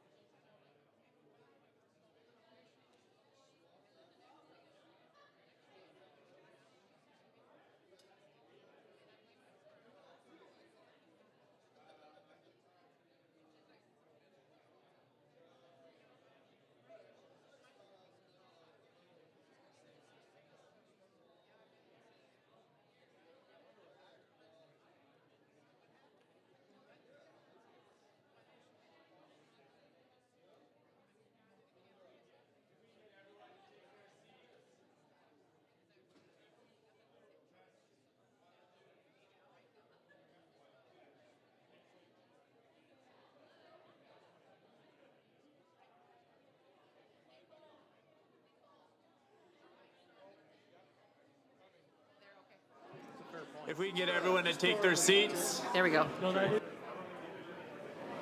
Hello, everybody. If we could get everyone to take their seats, please. We've gone over time. It's 3:19, so please take your seats promptly.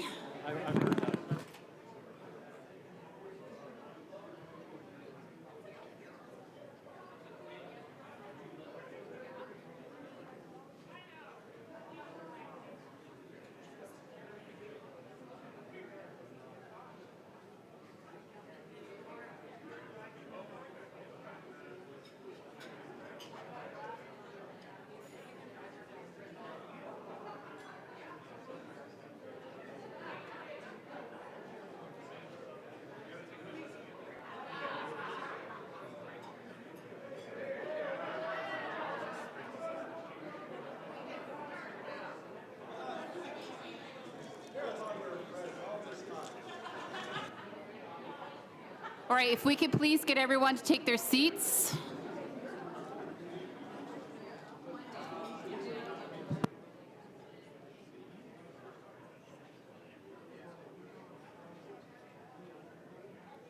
Thank you. I'm going to call the assembly back to order, and I'm going to turn over to our clerk to do a roll call for quorum, and then we will be proceeding to the MNGA Governance Committee update, and we have President Jobin that will be providing that. But I'll turn it over to our clerk first. Thank you.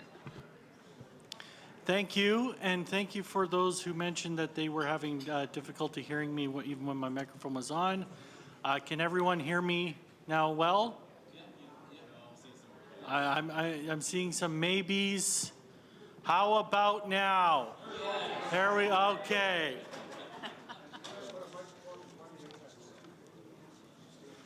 I'm going to have to use my parent voice even though I have no children.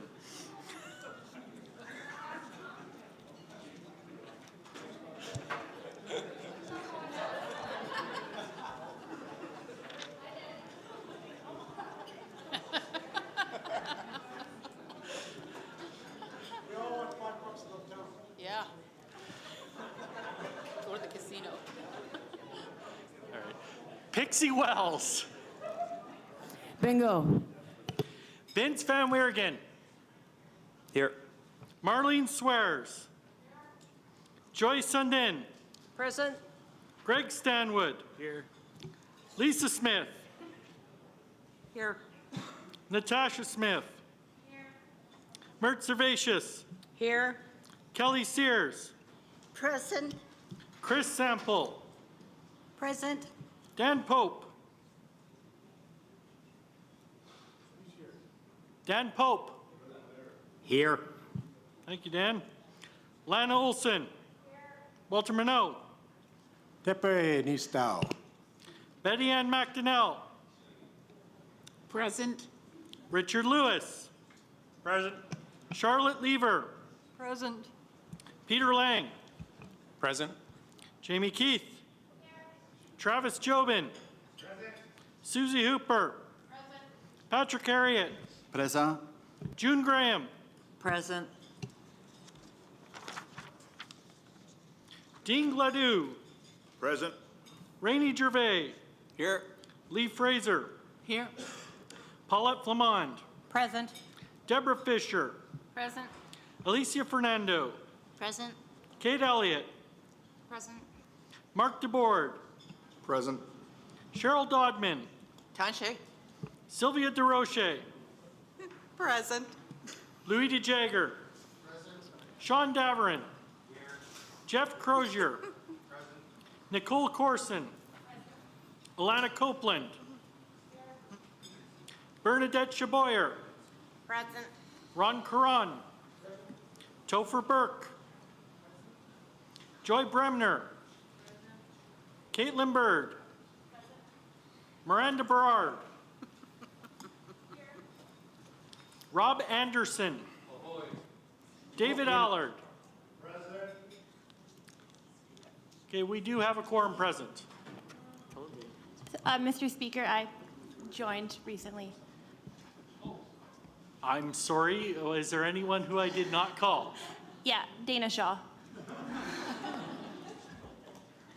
All right, thank you, Dana, and welcome. Thank you very much. So I am going to turn it over to President Jobin to present the MNGA Governance Committee update. So go ahead. Yep, go ahead. Your choice.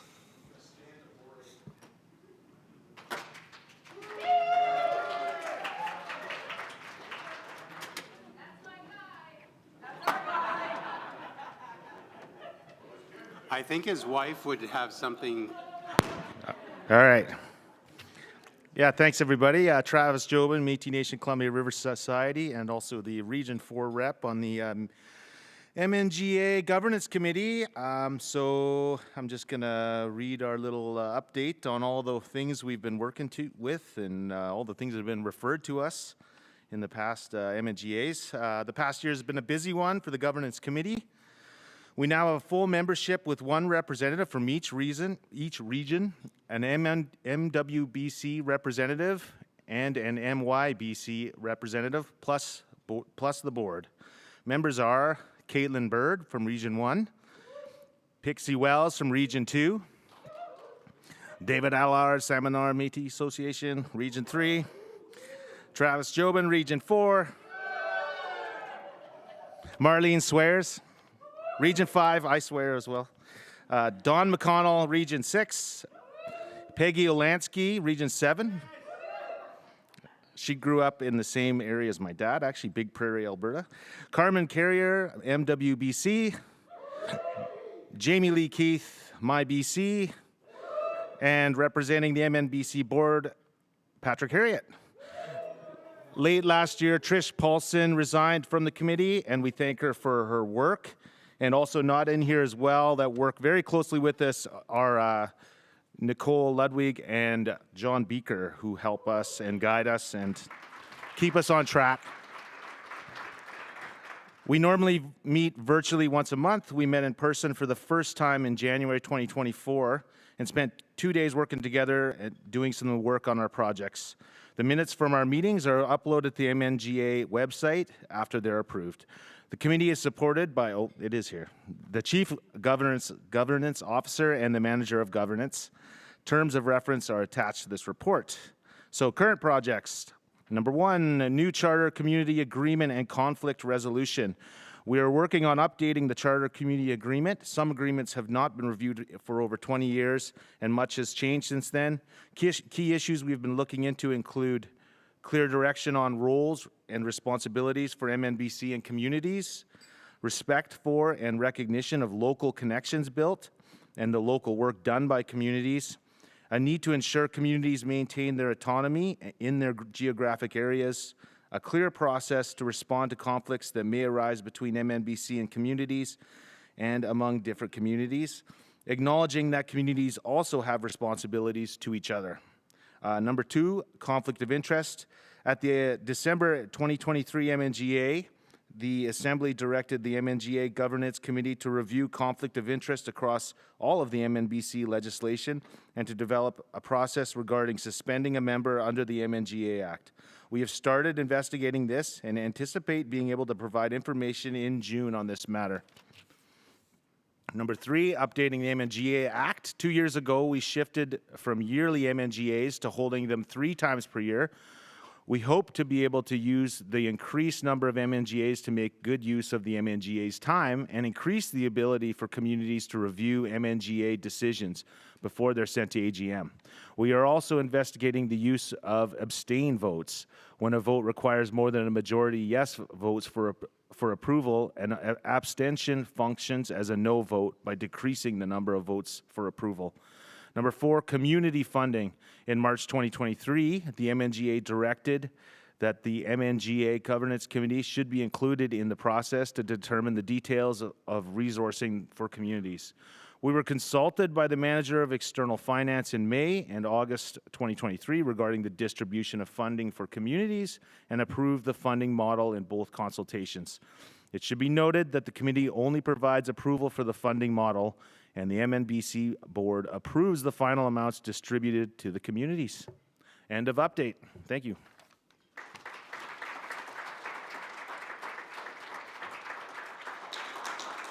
Thank you very much, President Jobin, and everyone else on the committee. We know you do a lot of work, and this assembly has been giving you lots of work the last couple of years, so it's much appreciated. Thank you so much, and then I'm going to turn it over to the speaker. At this time, I'd like to call up our hardworking CEO, Colette Trudeau.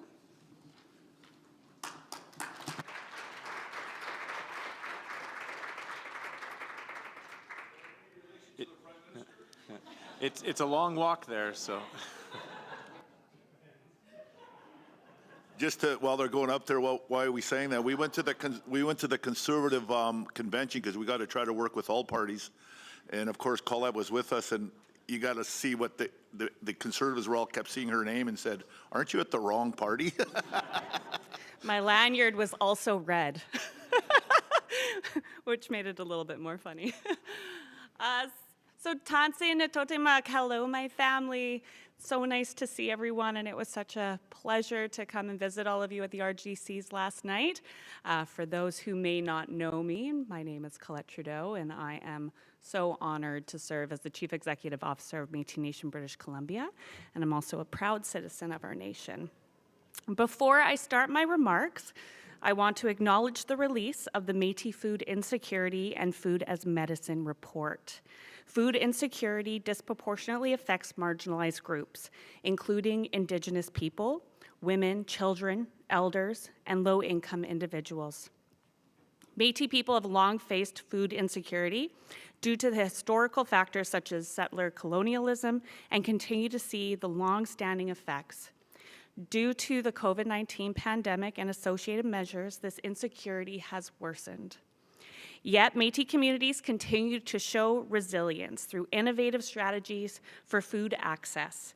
Métis identity provides strength, but systemic racism and colonial legacies exacerbate food security risks. Prioritizing Métis people's rights to health and wellness, including food as medicine, is crucial in addressing food insecurity. So today, we are privileged to have one of the co-authors of this significant report, Dr. Danielle Ben-Smith, a Deputy Provincial Health Officer for Indigenous Health, here with us today. Dr. Ben-Smith is H.O.Dene, Big Animal people of the Fort Nelson First Nation in BC, with French-Canadian Métis roots in the Red River Valley. Working alongside Provincial Health Officer Dr. Bonnie Henry, Dr. Ben-Smith works closely with our MNBC team and developed this report in collaboration with the Ministry of Health, Mental Health and Harm Reduction, Environmental Protection, Agriculture and Food Security, and Women and Gender Equity. I would like to invite Dr. Ben-Smith to come up and share a few words. Merci. Tanche Kiowau, Dagoni, Danielle Ben-Smith Dishnakashan, Sezitla Azezon, and Michifnia Pi Echodene at Fort Nelson First Nation Pi Winnipeg Doschin, Lekwangin Tanach Niwikin, Anush Masquim Diane. Ma parentie Kayas Ostre La Rivière Rouge, La Mirande, Faneuf, Dumaine, Masson, Matois, mi nom de famille. Nimyoiten et Wapametek. I said it incorrectly the other day, and I was corrected by my Michif teacher, so wanted to correct myself.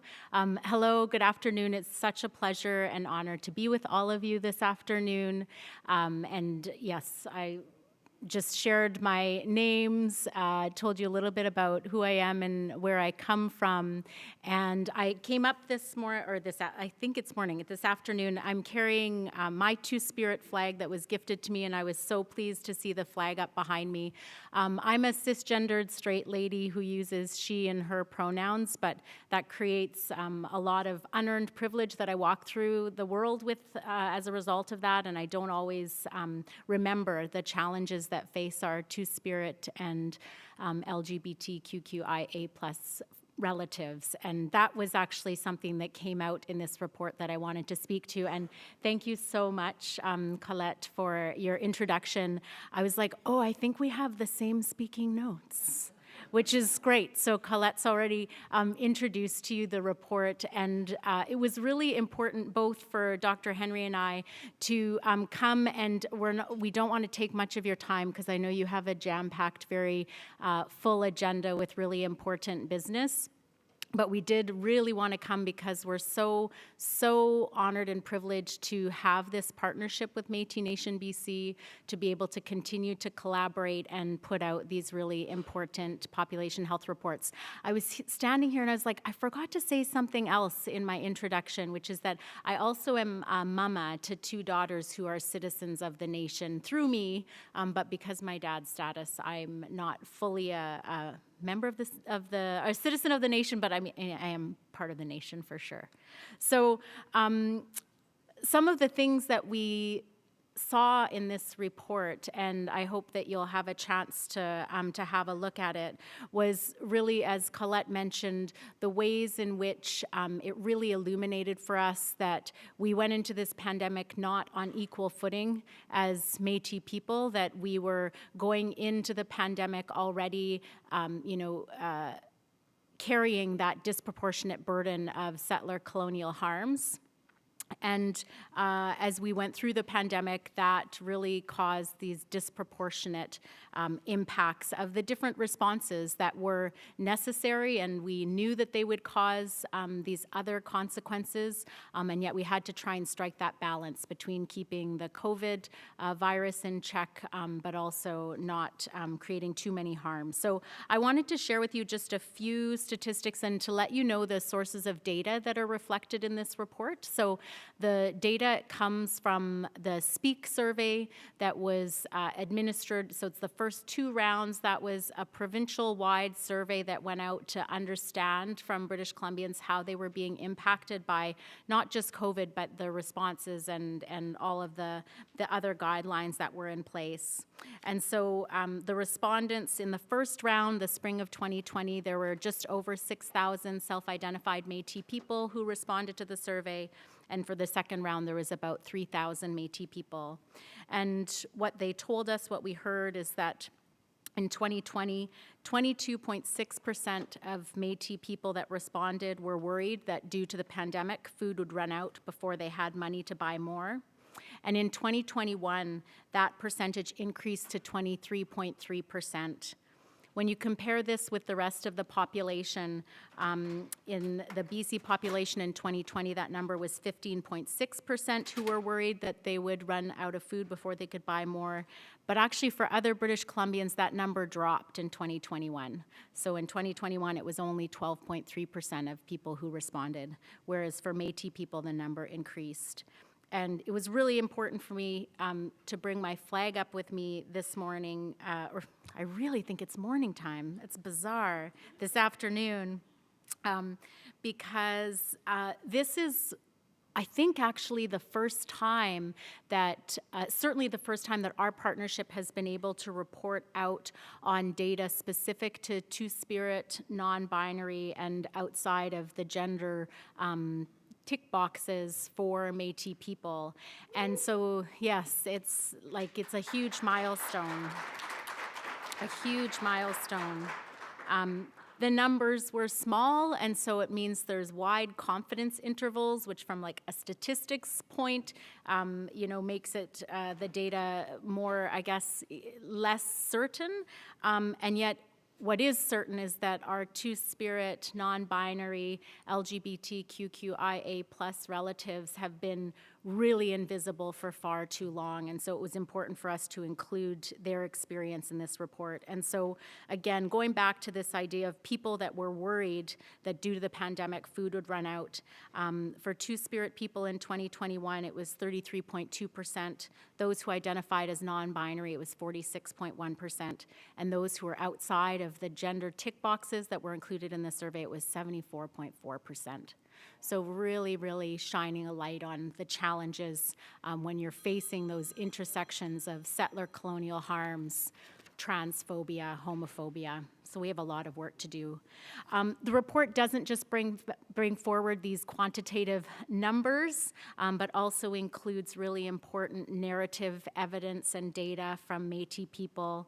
And so some of the things that people said included food is integral to our culture because it is a way in which we come together for a hot meal, provide for each other, and continue showing our respect to the land. So, as I say, I want to be as brief as I can because I know you have really important business to attend to, but I'm so honored and pleased to be able to share with you that the team at MNBC worked so hard alongside our team to get this report to the finish line, and we are already busy and underway with the first interim update to that baseline report, Tanche Kia, for the Métis Public Health Surveillance Program. So we really would like to hear from all of you from the communities in terms of as you look at the food insecurity and food as medicine report, what do you want to see more of? What do you want to see less of? And certainly for our co-reporting efforts going forward, how can we make sure that we're amplifying your voices in the best ways and in the ways that bring about meaningful transformation and that stimulate and trigger courageous actions that will create the uncomfortable changes that we need to have the freedom to fully be ourselves here. So, masicho, marci, ekoship. Thank you. Thanks, Colette. Stay with me for a second. I just want to invite up Minister De Jager and Minister Flamand to just present Dr. Ben Smith with a gift. Oh, no. Oh, you guys. No. Oh my God. Wah, wah. That's beautiful. Am I coming over here to you? Okay. Oh my God. Thank you. Messy. You for all the work. Oh my God, it's heavy.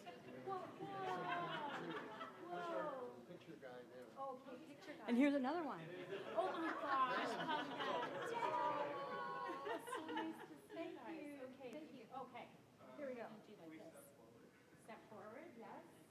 Okay, yes. There we go.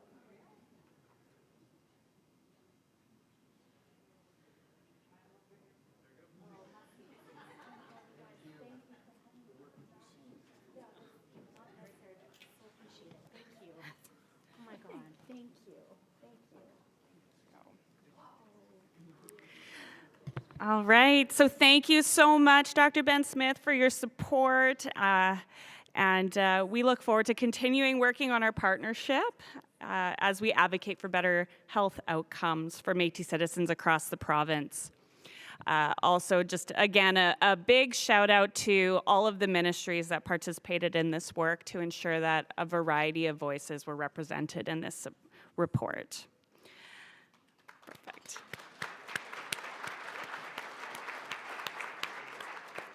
All right, so I stand between all of you and the reception. Thank you. So over the past year, MNBC has been working tirelessly to forge new opportunities for key initiatives, agreements, partnerships, and relationships. You heard a significant amount of work that's been accomplished across MNBC from our president, Lisa Smith, and what I'm going to cover is honestly just an additional tip of the iceberg. There has been so much work that has happened to redesign the way that we do things to achieve greater impact in our communities and in our Métis government. I want to acknowledge my colleagues who are sitting up at the front. We have our senior leadership team, Sasha Hobbs, our Chief Strategy Officer, Brent Weberg, our Chief Operating Officer, Anna Mayone, our Chief Financial Officer, and at the back, John Beaker, our Chief Governance Officer. So none of this work is completed without an exceptional team, and we have exceptional employees at MNBC. They are our family, our community. They are so dedicated to this work, and I am so proud to work alongside them. So I was really proud at our September AGM to announce that we had released our 2023 to 2027 strategic plan, Our Way Forward. And it's really important that we keep bringing this up because it is guiding the work of Métis Nation BC. The strategic plan is the culmination of a year of strategic engagements, planning, and feedback from across Métis Nation. Our senior leadership team completed engagements, our SLT tours, where we got to visit all of the regions, and our intention is to do that again. The opportunity to hear from all of you, to receive your questions, to just engage as community was so important to me, and it makes a difference in the way that we do things every day at Métis Nation BC operationally. We are listening, and I know we continue to experience challenges, but please know we are making major incremental changes, and the goal is for all of you to feel those changes within your communities and when working with your members and citizens. The operational arm of Métis Nation BC now has 20 ministries and departments, all working towards achieving the 6 strategic goals of the nation, which are promote Métis rights and recognition and achieve jurisdiction over our children, promote cultural revitalization and cultural wellness, pursue socioeconomic reconciliation, support Métis chartered communities, generate core capacity, infrastructure, and economic development, and develop and restore respectful relationships and partnerships. A really key piece that has been important to me is I've been in this role as Chief Executive Officer for just under 2 years, has been moving the concept and the practice of lateral kindness forward. So one of our key internal initiatives has been the promotion of lateral kindness training across MNBC and the shift to Métis cultural values, which include integrity, kindness, innovation, respect, teamwork, humility, and resilience. How we carry ourselves as MNBC staff will be key to achieving the goals of the nation. We continue to develop and improve our internal policies to better support and uplift our staff. I just want to acknowledge our People and Culture Committee of the Board, our People and Culture Department. Everyone has been doing such incredible work on updating our People and Culture policies to make sure that MNBC is human-centric and focused on our culture. The work has been long overdue, but I am so impressed with what our team has accomplished over such a short period of time. Over the last year, MNBC has worked to expand our reach in capital project infrastructure and is now in a position to create opportunities in communities across BC. The Ministry of Housing and Homelessness finalized the Social Infrastructure and Facilities Master Plan, and it's incredible. We heard the voices of our communities, and we were able to see what is needed in the communities. And we have significant asks to support from federal and provincial governments, as well as through, and I'll be moving to that eventually, around economic development. But we all have dreams, we have big dreams, and our hope is collectively that we will bring that to fruition. We have acquired the Crosstown apartment building in Fort St. John, which is incredible. I will say that I went to Fort St. John and was able to walk by Métis House and walk by Crosstown Apartments and to see the lot where we're going to have Métis childcare and to have another location where we'll be able to have our community and Métis Nation BC together. It's just the beginning of bringing our community hubs and having a presence in our communities. It's just the beginning, and I was completely overwhelmed because I see it on paper. It's the moment you get in front of it. It's incredible, and I just thank the community for their support, Region 7 for support, and our team for bringing this together with the support of our board, and really look forward to bringing our social infrastructure and facilities plan to fruition. We've also internally developed a capital projects committee of staff. So it is another piece that we have put in place so that we have all of our ministries working collectively to break down silos, so that what is happening in health and education and housing is not being done all on its own. And so we continue to find those opportunities to break down silos internally and continue to work and move forward together collectively. In terms of economic development, MNBC has shared a vision that not only reflects the journey of our economic development and tourism ministry, but also encapsulates the aspirations and spirit of Métis Nation BC.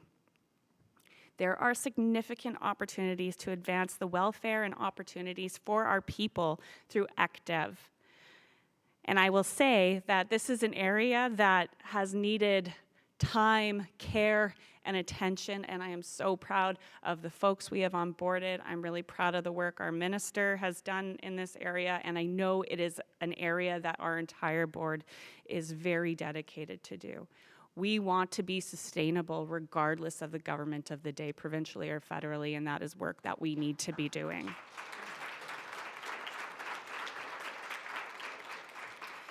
So the ministry serves as a cornerstone embodying the drive towards economic empowerment and cultural preservation. It is through our collective efforts that we advocate for Métis businesses, engage in meaningful memorandums of understanding with major corporations, and showcase our rich heritage through tourism exhibits.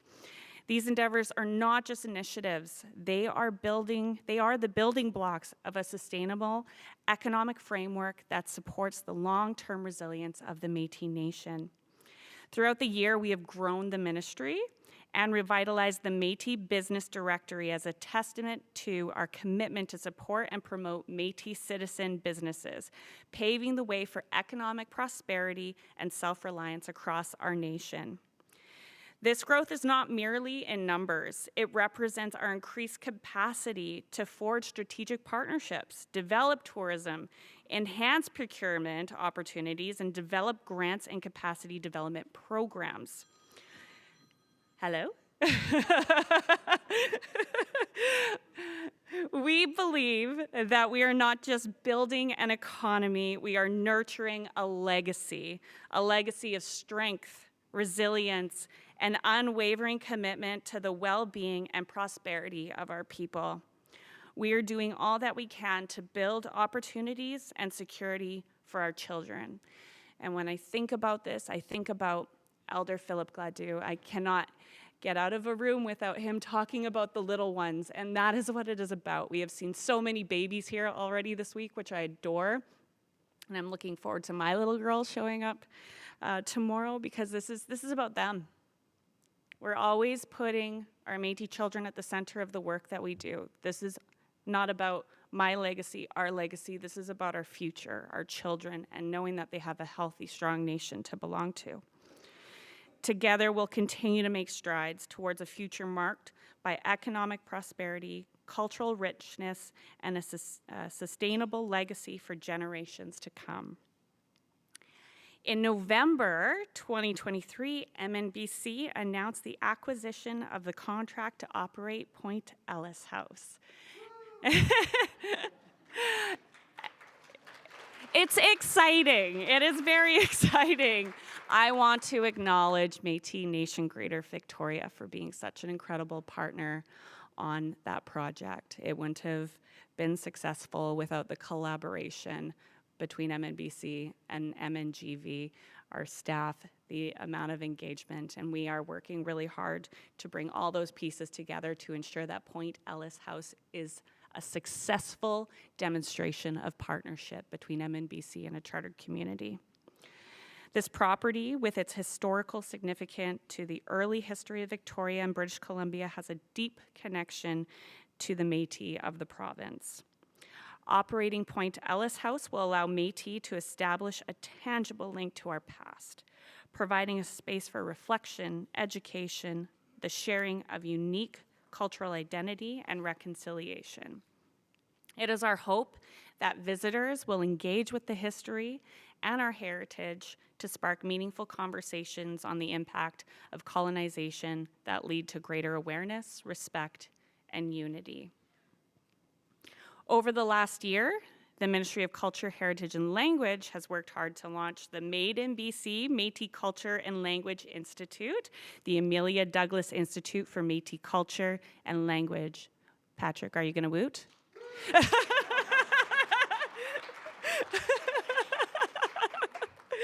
The Amelia Douglas Institute celebrates and uplifts Métis culture in British Columbia through educational and interactive exhibitions, programs, and research. And if you have not been on the website yet, you can see incredible artwork.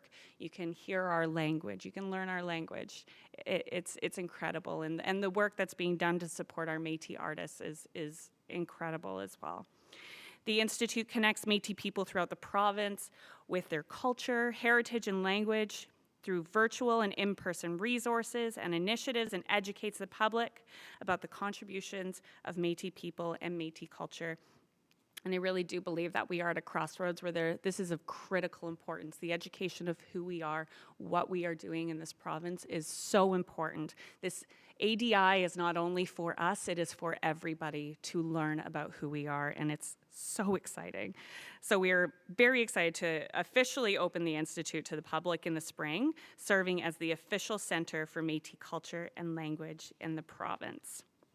So as the work of Métis Nation British Columbia expands to serve our vision of creating a future where all Métis people, communities, and children thrive, we will continue to adapt, innovate, and increase our capacity to help. While we have made great progress this year, we recognize that there is still much work to be done to achieve true recognition and reconciliation to ensure Métis citizens have access to the programs and services in culturally safe ways. This is my opportunity to now acknowledge all of you. You are such a critical part of everything that we do at MNBC. You are the reason, the raison d'être, and are at the center of everything that we do. This includes our many, many volunteers at a provincial level as well. I see our veterans, see our women, our youth, our 2S LGBTQIA+ committee, our Senate, and our BC Manor Captains of the Hunt. It is with that feedback that we receive, those open and transparent conversations, that we continue to work hard to serve you better operationally. And please know that I am listening, always. I want to take this opportunity to thank all of our dedicated and hardworking staff at MNBC who have navigated these times of change with us. We are so proud and grateful for all of you, and I know we have several staff in here, and David, get my good side. I am just so grateful for everything that they bring. I will tell you all that there has never been a time where we have recruited such amazing, talented, skillful staff to help move our nation forward. I am so proud of them. I do want to share that we have put together an MNBC by the numbers, which is an annual report that'll be available tomorrow with hard copies. It'll also be available online, but it outlines a number of the achievements that have happened over the past years. You can see the numbers, the data, and we're really excited to be able to share that, to just show how much progress has been made over the past year, and what path we're on, the good path that we're on to make even more change. When I say I've been in this role for less than 2 years, I am so excited at what 2 more and 4 more looks like for our nation, because I am so dedicated to this work and to all of you. There is no doubt that the work of MNBC is broad, complex, and sometimes challenging, but also incredibly meaningful in terms of positive impacts and outcomes for Métis and BC. So I thank you for your ongoing support, for your transparency, for your open communications with us, and myself and the senior leadership team are happy to take any questions.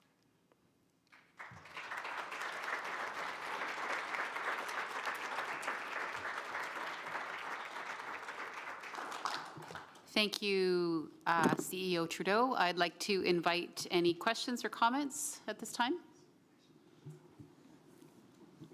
President Allard. Yeah, hi. David Allard, Seminar Métis. Thanks for that presentation. Just a quick question here. Congratulations on all the growth. It sounds like the number of employees and ministries keep expanding, so that must mean that more money keeps coming in. What I'm wondering is if there are any higher level discussions going on at MNBC regarding the real possibility of potentially large decreases in funding over time.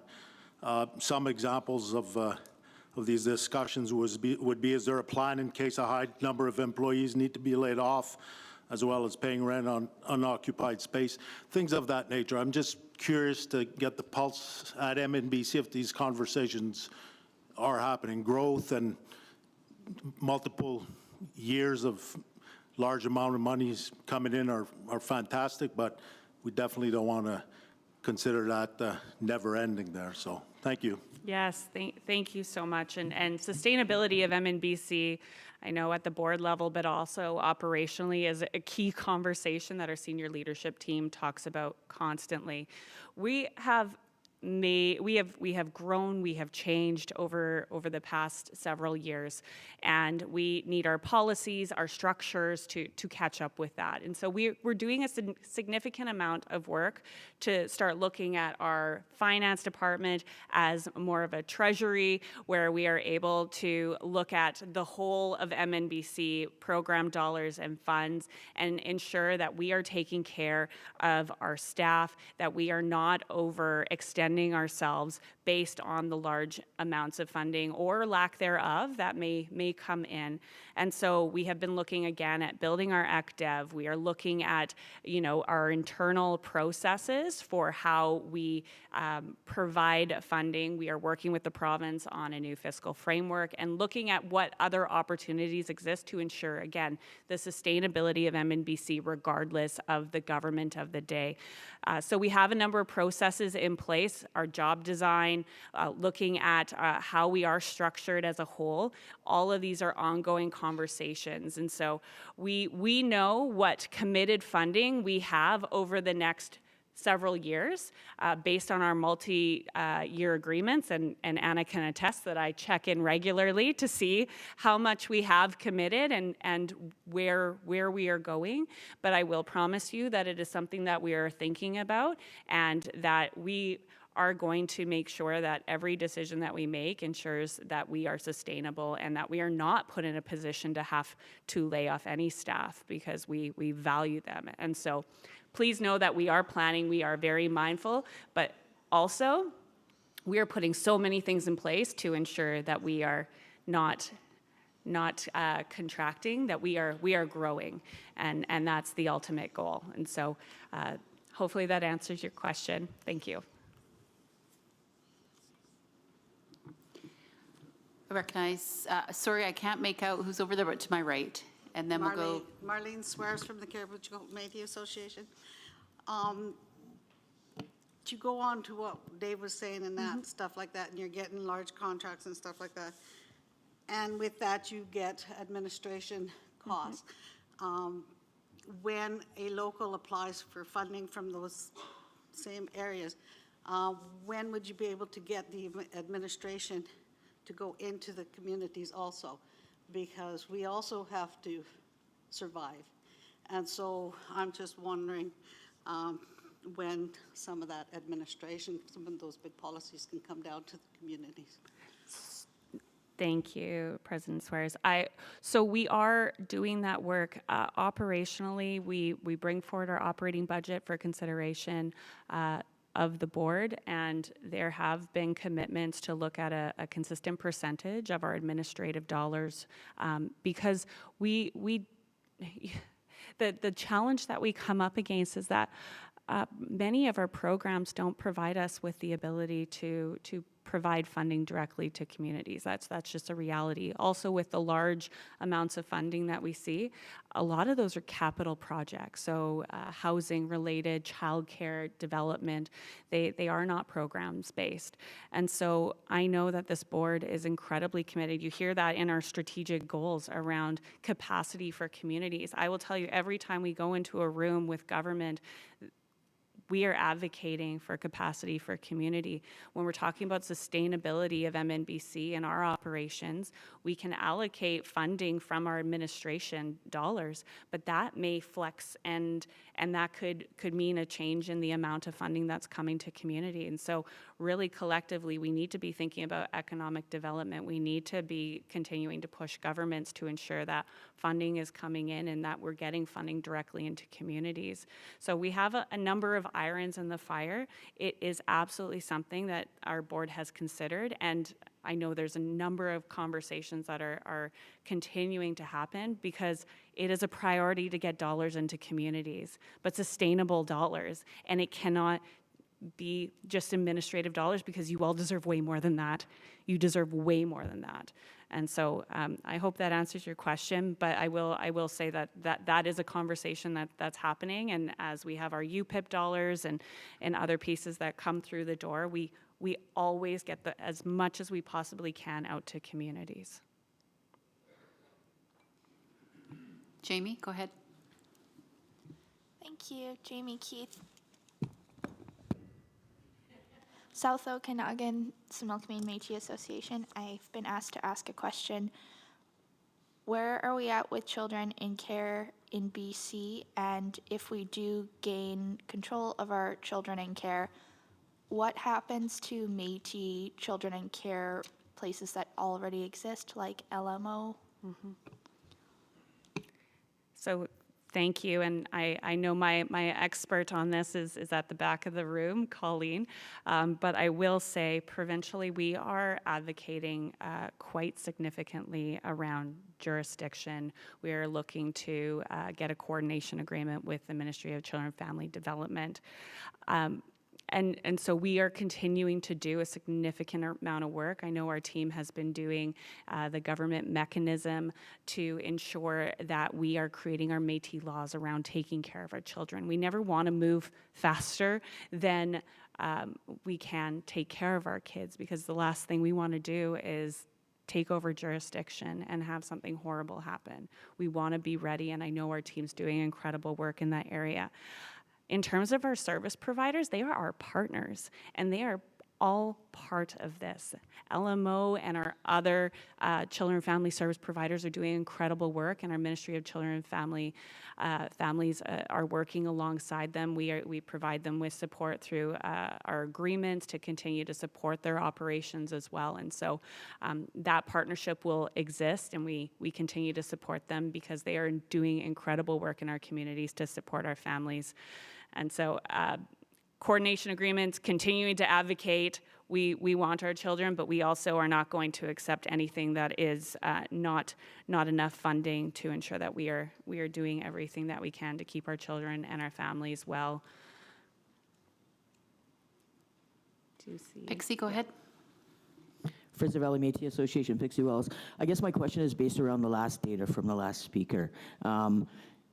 I'm just wondering, what is the plan moving forward for the 2S LGBTQIA+ people when we think that 74% of them may be hungry and or not having enough food?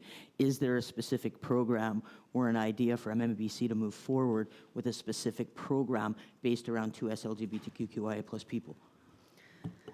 So we are always looking for supports to support 2S LGBTQIA+ community. I will say that the challenge we come up against, at least federally, is that their women and gender equity and 2S funding, they will not deliver that funding to Indigenous governments or nonprofit organizations that do not work specifically in that area. And so when we go again and we advocate and we lobby to government, being able to access those dollars, being able to ensure that those ministries that have consistently been underfunded, undersupported, areas that need funding to ensure that we're able to support the community given the data and the stats that we have. And so we are lobbying to do that work. We're also, again, having those conversations internally to ensure that, one ministry may have, a significant amount of funding to do certain things, and how are we ensuring that we don't end up in a position where MNBC have and have not ministries and departments. We want to make sure that everyone is getting services and that we're able to, again, execute on our strategic plan. That is the tough piece, is that accessing those dollars is incredibly hard, but we're continuing to advocate because we know it's necessary. I'm just wondering if there's an opportunity to use the chartered communities and people that are actually doing that work already deep into their communities, like myself and other people around the table who are actually doing that work, to actually partner with MNBC to actually get some of those dollars. Yes, and we have partnered in the past. I think, again, of MNGV, we partnered on a 2S LGBTQI plus a data gathering, and there was a report, and so getting that baseline data to work with. So absolutely, we've been open to partnering, and we'll continue to do that in the way that, you know, we're able to access dollars that really support the community at large. We're open to partnerships with the community, of course. So I just like to say to all the chartered communities out there, there's funding, so here you go, help out. Okay, we'll go to Jeff, and then Betty Ann, and then Caitlin.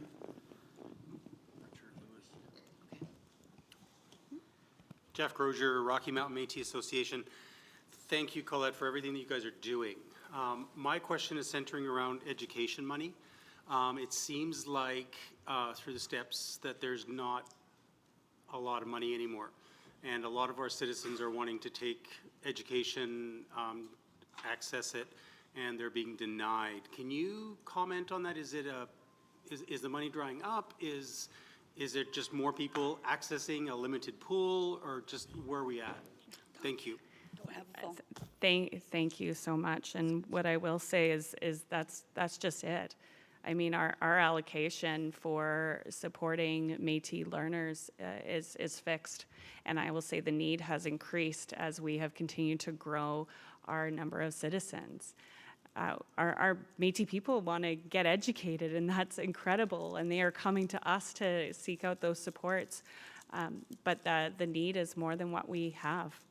And so we continue to, again, advocate for more dollars so that we can ensure that Métis people are accessing and have decreased barriers to accessing post-secondary short tickets, all of those pieces. And we do have some additional funding from the province to support on different opportunities for training, but there's not enough. When you think about how many Métis citizens we have and growing, over 25,000, and that is growing exceptionally fast. And again, with over 98,000 that we are calling home to MNBC, the amount of funding we get is not enough. It just simply isn't enough to meet the need. But we are doing the work because we know it's necessary, we know it's needed, and it's really unfortunate when we have to put Métis folks on wait lists because there just simply isn't enough. Is there a way, and maybe you've considered this, and forgive me if you have, I'm not trying to be presumptuous, but is there possibly ways that MNBC can partner with higher level education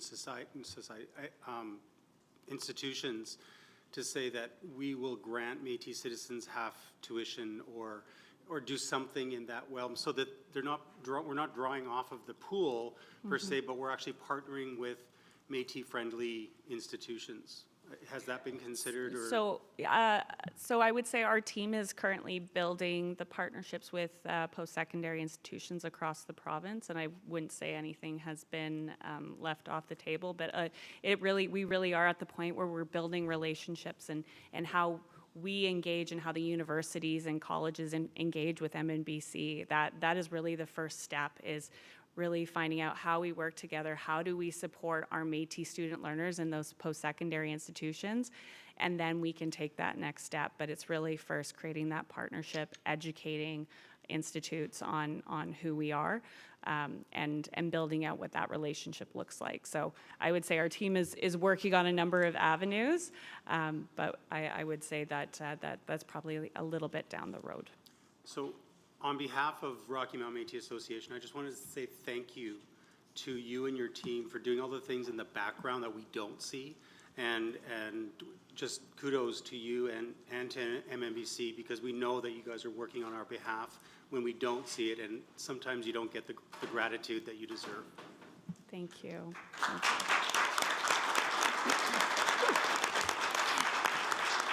And I just got a note, so just so everyone is aware, the STEPS applications are open now. So if you do have, yes. So learners in your communities, please let them know to get their applications in right away.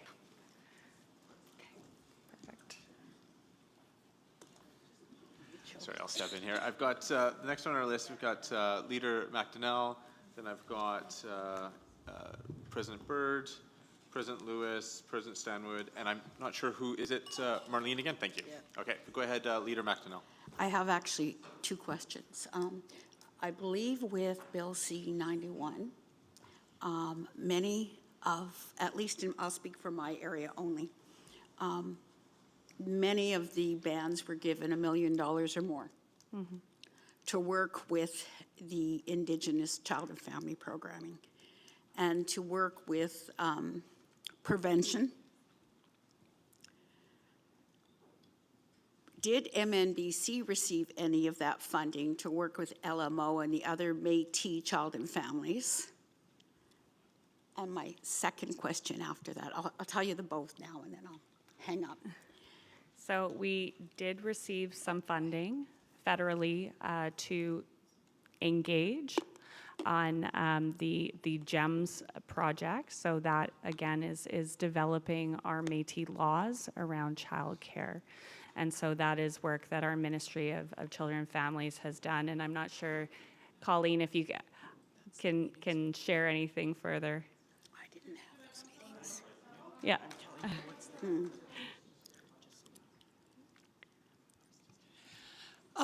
Thanks, Colette, and thanks, Leader McDonnell. So with that funding, what I think you're talking about is it's not the funding through the GEMS or the C-92 engagement piece. It's the funding around C-91. It's about the prevention dollars that First Nations received because of a lawsuit that happened, and that's what we have to do, take Canada to court over and over and over. A lawsuit that happened, started a number of years ago and was settled just last year, or the year, about 18 months ago. And no, we did not get any of that funding. It was strictly First Nations based. But having said that, there is a class action case going forward right now, which there is a First Nations child, and it's out there in the public, but I won't share names at this point. She's First Nations, and we have a Métis citizen, a young man from LMO actually, that was in the child welfare system for his entire life. And they are representing us at the class action suit. And it is moving forward, and in fact, Métis National Council just recently got involved in the case. It's a BC case. All Indigenous law seems to come from our province. And so we have a Métis citizen from LMO that's representing our nation in that class action. And that class action is specifically to address the fact that Métis did not receive any funding for that. Yeah.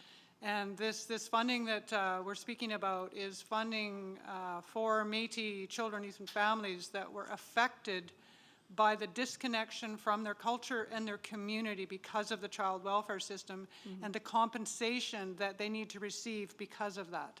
So we are still pursuing that through a class action suit. Métis Nation was involved right at the very beginning of it, and this beautiful young Métis man is representing us. So we have hope. So I hope that answers your question. And Colleen, the court case is public. It's Stonechild versus Canada. Yeah. But whenever you need information, just give me a shout. Thank you. I appreciate that. I have one more question then. As a leader, I'm occasionally, it's getting more often, called by Métis families to support them in court when it comes to children and families. I have no idea, and perhaps I missed the email, and I do that, so. Do we no longer involve, okay, I just went blank, Métis Commission, thank you. It was there, left, the Métis Commission, because the very last one, a couple of months back, I did. But I'm understanding, I've heard, but not officially, that we no longer do. That's a great question. So the Métis Commission for Children and Families of British Columbia currently exists. And they are currently the designate, not the delegate, but the designate for children and families that are Métis involved in the child welfare system. And their role is to be involved in the court proceedings should the court system be involved. Some time ago, through our leadership, a decision was made to disengage from that relationship. It was not reconcilable it just wasn't going to happen for a number of reasons, which I won't get into, but we have applied to the province. The Métis Nation of British Columbia has applied to the province for designation, and we are having those conversations. Because those children belong to the nation, they belong to us, and we are the nation, and that's where they need to be. And there's a long history of why what happened, but as our nation is growing, and we've heard some words shared about our nation needs to be very strong so that we can bring these children home, being the designate is part of that. Having jurisdiction is part of that. These are all these steps we need to take, and Betty Ann, anytime that you need support in these conversations in representing any of our families in court, I know we've been involved in a couple cases with you where we stopped a family from adopting a Métis child. It shouldn't have happened. And even though we don't have jurisdiction yet officially, and we're pursuing our place in Canada and in BC as a nation, we are acting like we do. I'm just saying so. And you are acting like you do from your chartered community. And we just need to do whatever we can to support one another to take care of these kids. So let's just keep doing it and we'll get there. Thanks, And I thank you.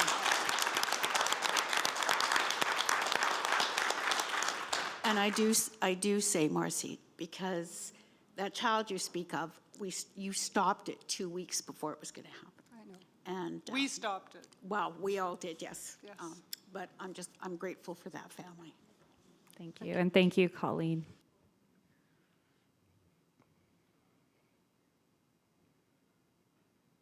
Go ahead, Caitlin. Caitlin Bird, Métis Nation, Greater Victoria. I have a couple questions. The first one, you mentioned that there's a housing and social infrastructure master plan. Is that something that we have access to see? And this So we haven't released it yet publicly, but we will get back to you on that. Thank you. Yes. And the second question, which hopefully is just as quick and easy to answer, is UPIP funding. I understand that it was extended last year, and so curious if we are expecting any UPIP funding coming this year. Yes, you are. Wonderful. Yes. I love easy answers. Thank you. And I will say that when we do meet with Minister Haidu, we do talk about the importance of UPIP funding to our communities. So not only does it support communities directly, but it also supports our youth programs, which are also of critical importance to MNBC. President Lewis, go ahead. Richard Lewis, Cowichan Valley Métis. Not bringing up old bones or anything here, but resolution number 5 that went to the governance committee regarding government's capacity funding. I'm wondering where we're at with that, and is it going to eventually come down that we will get funding in that form, and if so, when? And do we have to bring it back to the floor, that resolution, to address it? I'm also curious because it was in the same contents as when the board of directors got a raise. We would like to see something like that as well, kind of thing. So just curious, that's all. Thank you, President Lewis.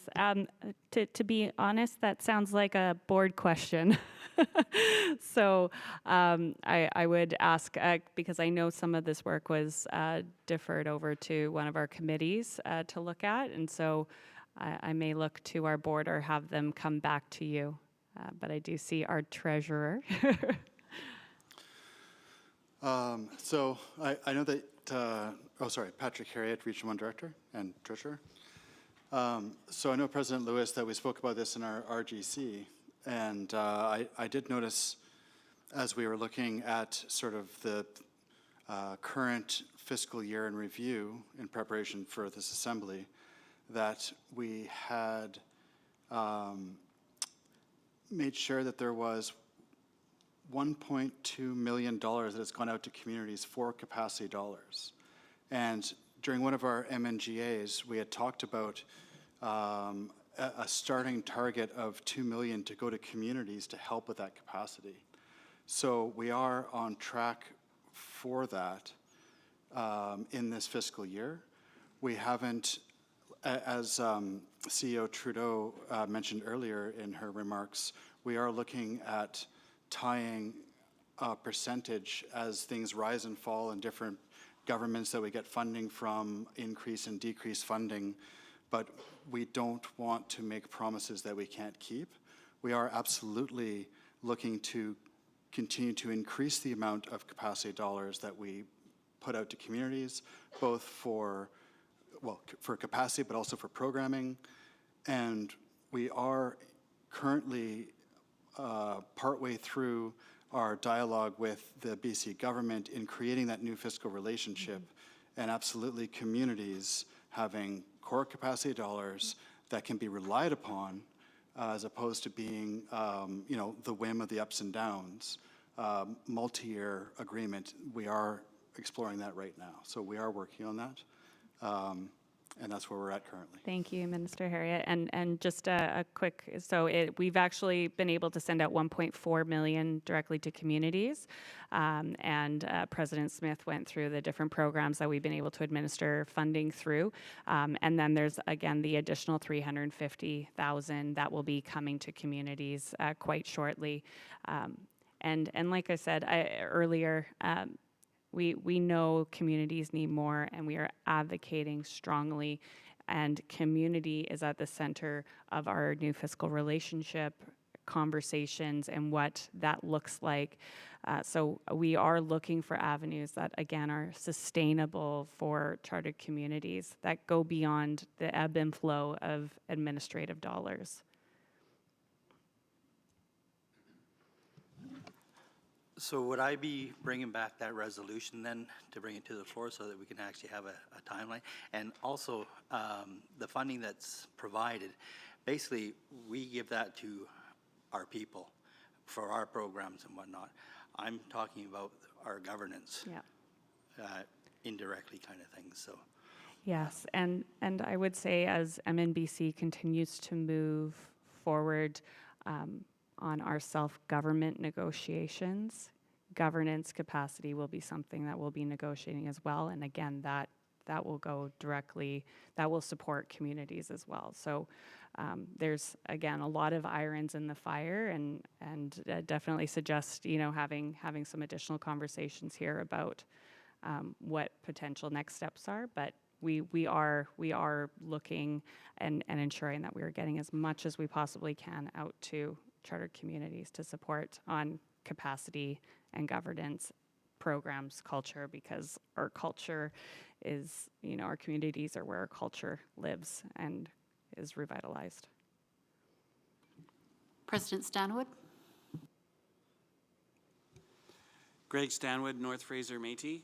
Yeah, I understand, and this is going back to the capacity dollars and all that stuff for the community. We have, is it the goal of MNBC to look at economic development as a primary source of not having to depend on federal and provincial funding in the future? And from those economic dollars, those economic dollars that are sustained flow down through to community, and that, or is it the plan to have the communities themselves become self-sustainable through economic development? I would say both. I would say both. The problem we have with the alternative for the community to become self-sustainable, it's hard to have the capacity to become self-sustainable, even the people to look at opportunities to become self-sustainable. We don't have the capacity to do that. So it's a double-edged sword. We need the capacity to actually to become self-sustainable. So if you have even the ability to go after grants and ask for money from other sources instead of being through economic development, but just having the capacity to write the grants that are available to be able to fund your community. We don't have the capacity to do that. So that's the $24 question. So that, we're, and then the other thing on just another thing, just off the topic though, on when they said education and looking at upper education and secondary education, we are in discussions with Douglas College and SFU and looking at alternatives for them to give us discounts as Métis citizens going into higher education in that respect. Those discussions are underway already within our community. But getting back, just because I only got so much time, just to reiterate. Sorry, President Stanwood, in the interest of time, could you ask your question? Because we are at 4:29 and we have one more speaker. It'd be President Swears, I believe. Thank you. So maybe you can respond.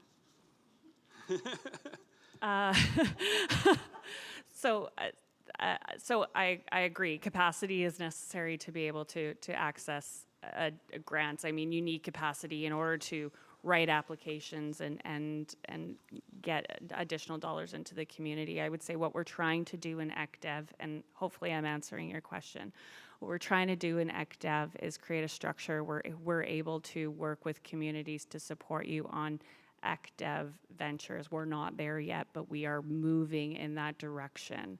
And so, we are your partners. We want to support people where they need support. And so I would say it's a path that we're going down. We're going to, again, continue to seek out funding to support your capacity, your governance, it's work we're doing. But in addition to that, I think we all want those unrestricted dollars to be able to do what our communities say that they want to accomplish in their communities. And ECDEV dollars are a great way to get discretionary dollars so you can do what your community truly needs. So we're looking at those avenues. We're really at the front end of it. We have an exceptional team, and I would say we're getting there, but I can completely appreciate that you need capacity to get capacity to get capacity. And so I do acknowledge that and honor that and know that we are setting ourselves up to continue to support all of you to make sure that you get those discretionary dollars you need to do the work you need to do. And also congratulations on working with those post-secondary institutions. That's incredible. Thank you. Vince, did you have your hand up? Yeah, okay, we're going to go to Vince, and then we'll go end with President Swears, just because you've already asked a question, so go ahead, Vince. Yes, that's just a real quick comment. My community wanted to make sure that I said it, so I have to say it. They want to thank MNBC, yourself, the CEO, and all of your staff for all the hard work that you do. They do see some of the funding coming through, and it has helped in the past year, well, previously as well, but they did say make sure you say thank you at the presentation, so thank you. Thank you very much. Okay, I'll be brief too, so, okay. I just wanted to know if on your relationship building is that when you go into, let's say if I call you at a community meeting to come in with the mayor and the CRD, and in that partnership that we come in, but it is our local that is the forefront of that support thing, asking you for support letters from MNBC so that we can be self-sustaining in our community. And that's what I've been looking for a long time from MNBC is that support so that I can go out there and take off some of the workload.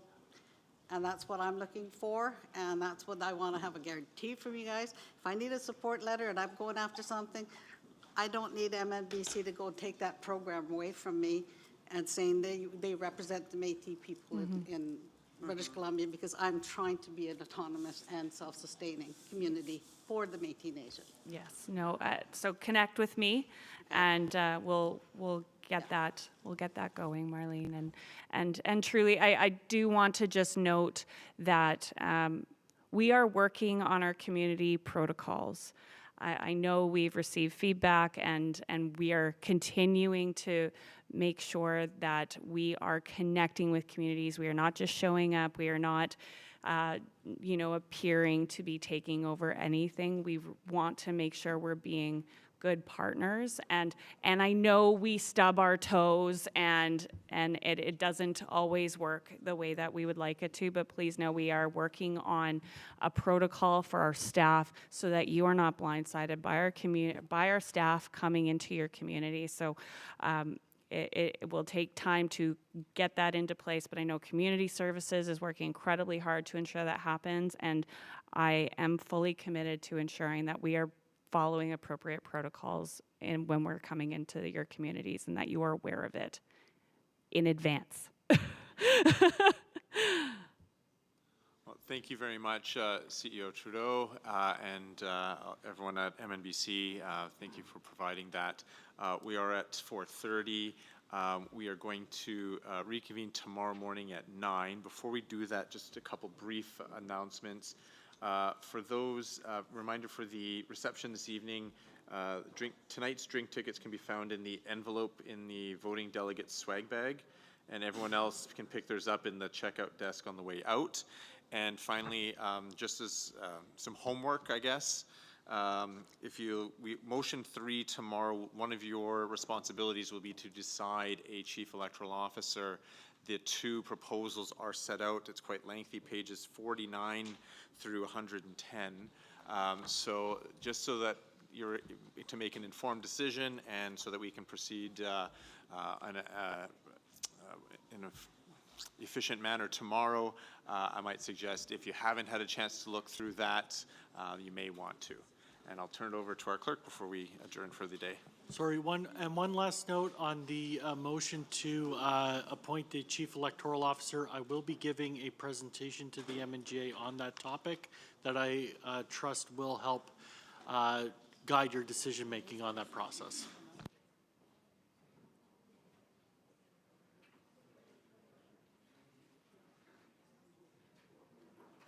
So we're adjourned. I'm just trying to find out where the welcome reception is. Do we know?